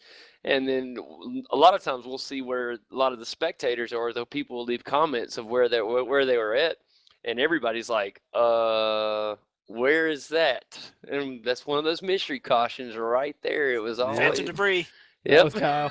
It was Kyle the whole time. Kyle wanted to get some drinks and fries from the infield. I was going to the vending machine. He's going to get a hot dog. I'm sure I've had a couple. He's going to go get a chicken sandwich from the infield. Yeah, he's going to the vending machine. But I don't remember any of mine. I'm sure there's been a bunch, but I do remember remember JD calling the race over a lap early a couple weeks ago. Yes, I've had 2 broadcasting ones, and one where I called the broadcast over, the other one where I let out the biggest belch in the world in the middle of the broadcast, thinking I was muted. Oh man! Oh no, I gotta hear that. I think it was Kentucky. Was it Kentucky? Oh, it's awful. It's awful. It's in like the first 14 minutes or 20 something minutes. I remember it was at the beginning of the, like right after the race start, and I was sitting there, and you can hear me talking. It is Kentucky. I remember it now. And it's right after one of the cautions, right before the restart. So everything's starting to build up. It's real quiet. The engine noises are down low because y'all are just pacing. So it's real quiet on the broadcast. And I just got done doing a long talk about the pit stops and or whatever. And it's real quiet. And Kane just opens up his first word or something. And it's just like, right on the broadcast. And Kane goes, that was nice. And then it messed him up. Whenever he was talking about it, just threw him off. He goes, yeah, whatever I was saying or something. It's terrible. It is so bad. I thought it was muted because I pushed the talk, and I was like, oh, nobody heard that. And Kane was like, yeah, that was on the broadcast. And I was like, no, it wasn't. I went back and listened, and I was like, you got to be kidding me. You can't hear yourself when we're doing the broadcast, so you have no idea. He had no idea it went through till after the broadcast was over, and I called him on the phone, and I was like, I can't believe you even did that. And he's like, did what? I had no clue. And he told me, and I went back and watched it, and I just could not believe it. Y'all go listen to it. It's terrible. Oh, Casey, that reminds me about your story, the Martinsville story. Spring NIS fix Richmond last year. Guy that was faster than another guy. I'm not gonna name who it was, but if he is watching this, you know who you are. Guy was literally slow as hell, to where I was bumping and saying, "Dude, I'm faster than you. Please move out of the way." So he moves out of the way. Doesn't realize that first and second are coming up literally right behind us. Dude, I hit the braking marker going into turn 1 at Richmond. Dude doesn't even hit the brakes, tries to put me in the wall. I barely tap it. I keep going. He spins, takes out first and second. And I just go over the radio. So, Jimmy Johnson, how does it feel to take out first and second place? He bails out of the race, doesn't even say nothing. Just dips out. Good grief. Well, guys, it's been a blast. Here it is. I really appreciate everybody for coming by on the show. It's been a pleasure. We've got some clowns that have tried to come in and ruin the show, but they just were unsuccessful. It's been fun, guys. Enjoyed it. Y'all got a lot of big races coming up. We'll be at Indianapolis Motor Speedway next week. I am really excited about that race. 80 laps at Indy. It's going to be, hope you guys are ready. That's going to be a close one. Anybody else want to throw anything out there before we leave? Yeah, good luck to all you guys, and we'll see you out there racing. Thanks for doing these, guys. Look forward to the second half of the season. Yep. Yeah, thanks for doing the broadcast. You guys do a good job. Man. Real good job. Yep, good luck to everybody in here, and like they said, thanks for the broadcast. It's been fun actually being able to go back and watch the races afterwards. Absolutely. Definitely looking forward. Go ahead, Brandon. No, thanks, JD and Kane. I appreciate it. Thanks for the interview, and I hope you all have flat tires next week. Hope y'all all blow up. No, I'm just playing. Just good luck. Well, guys, thanks a lot. We appreciate y'all coming in here and having a chat with us. It's been fun. It's an off week. Kane, go ahead before I close it out, buddy. Oh, I was just going to say you guys are very welcome for the broadcast. We knew you guys deserved one coming into the season, and so we had just started with the V8 series, and it seemed that they were going to add the Road to Pro into the NIS series, and knew that it had to be broadcast, and there wasn't anybody really doing it, so JD and I decided to devote the time to do it, and we've never looked back. It's been a great experience for us. We've enjoyed every broadcast and look forward to the rest of the season. It's been fantastic. It really has. It really started. I'll tell this real quick before we sign out. We had started off. I met Kane in a league racing V8 supercars, which I'm terrible at, but I did fall in love with it. I've always been an oval racer, And we had been broadcasting nothing but V8s the entire time we had been broadcasting. It had been absolutely wonderful. The guys were great. And we joined in with V8s Online and started doing the V8s America series. Well, it was huge, big success. Drivers were great, everything. But a little part of me was missing the ovals really bad. And Kane kind of pointed out, we both realized that nobody was doing the NIS races, and it just kind of was unspoken for a while, but we knew we were going to do it. Finally, we just said, let's do it. The new season was coming up, and we talked about it and realized that it was a possibility when nobody else had really done it. We decided to do it, and y'all, it has just been amazing. We have enjoyed every single bit of it. So I know some of y'all, it's y'all's first NIS Open Series Top Split. It's ours too, broadcasting, and we have really enjoyed it. So we we're thank coming all you along guys. too. You know, as you guys are getting your feel going into the season, into the halfway season, you guys are really getting much better, and the show's getting a lot better because of it. We're getting a little better too. We're getting the feel of the broadcast and things, so our shows are getting a little better as we go along. Learning Oh when man, my you buttons guys do press. awesome job. The old saying goes, I myself am a broadcaster. I've worked with legendary broadcasting company from the NRO3 days, Sim Racing Network. I've worked with a couple other ones, most recently Glacier TV, but that was only for the the Roar before the 2.4 and the 2.4 at Daytona last year. So it's definitely been fun. And I'm really looking forward to seeing the most recognizable song in the history of Indianapolis Motor Speedway on the broadcast next Wednesday. There you go. There you go, man. Absolutely. I can't wait for next week. It's going to be just an awesome race. We'll all be chasing right here. This guy, Kyle McCormick. Hey, Just remember that name for next week.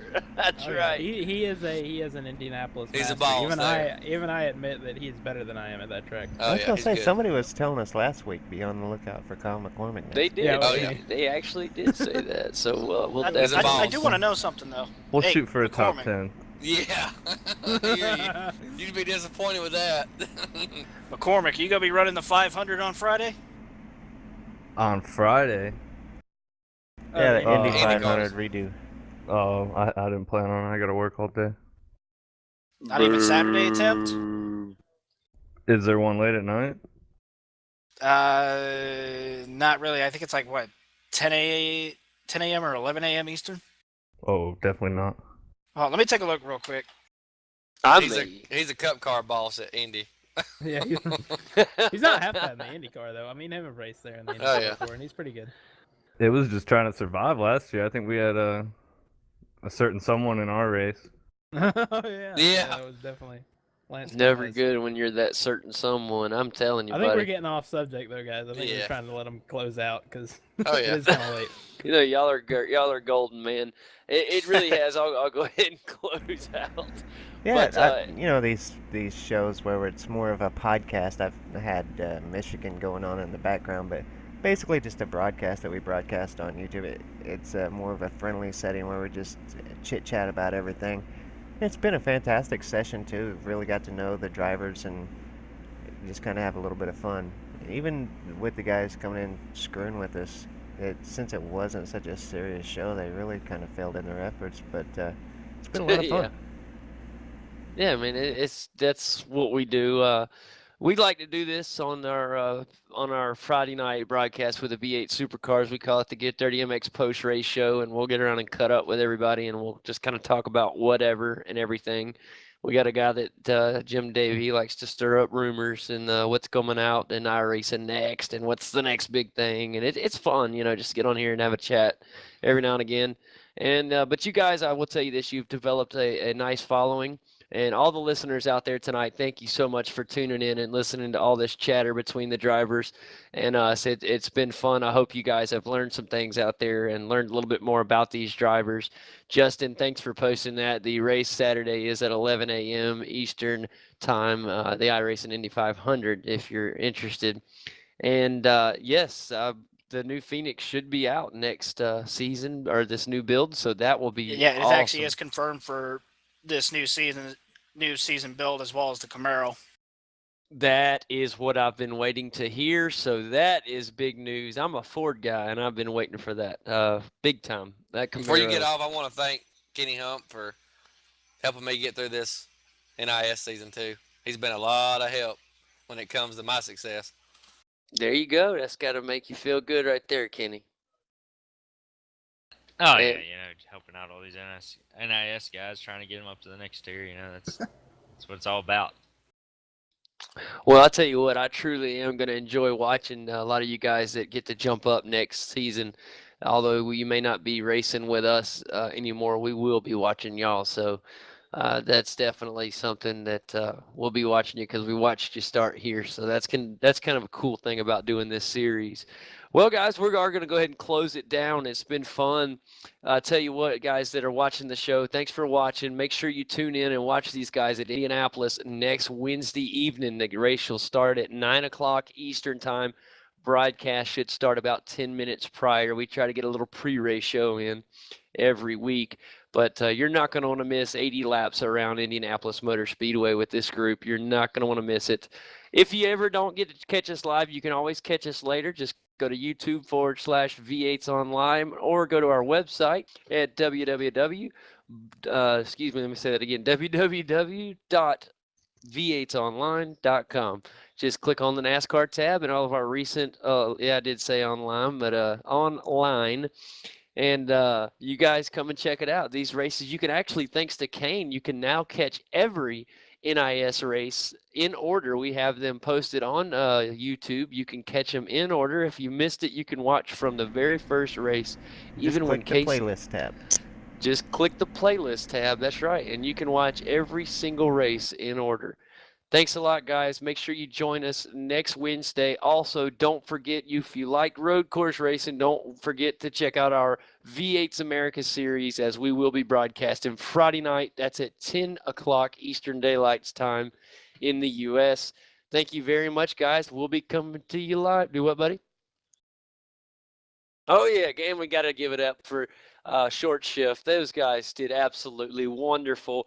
Got to thank Jay, Kennedy, and Sandman for their efforts. They did a really great coverage. And all the drivers in here, if you go back to watch this show, make sure y'all watch the first 20 minutes of this show. The reason we were late starting was Kane wanted to stream the episode of Short Shift that our good friends from V8s Online did. They actually went, and there's a racer, Justin Ruggier, who is a sim racer like we are, but has turned real world racer, and he is on there giving a great interview, and it's just definitely worth watching. It shows how you really can turn your dream from virtual to the real world. It's absolutely wonderful. Make sure you guys watch it before you skip ahead to this.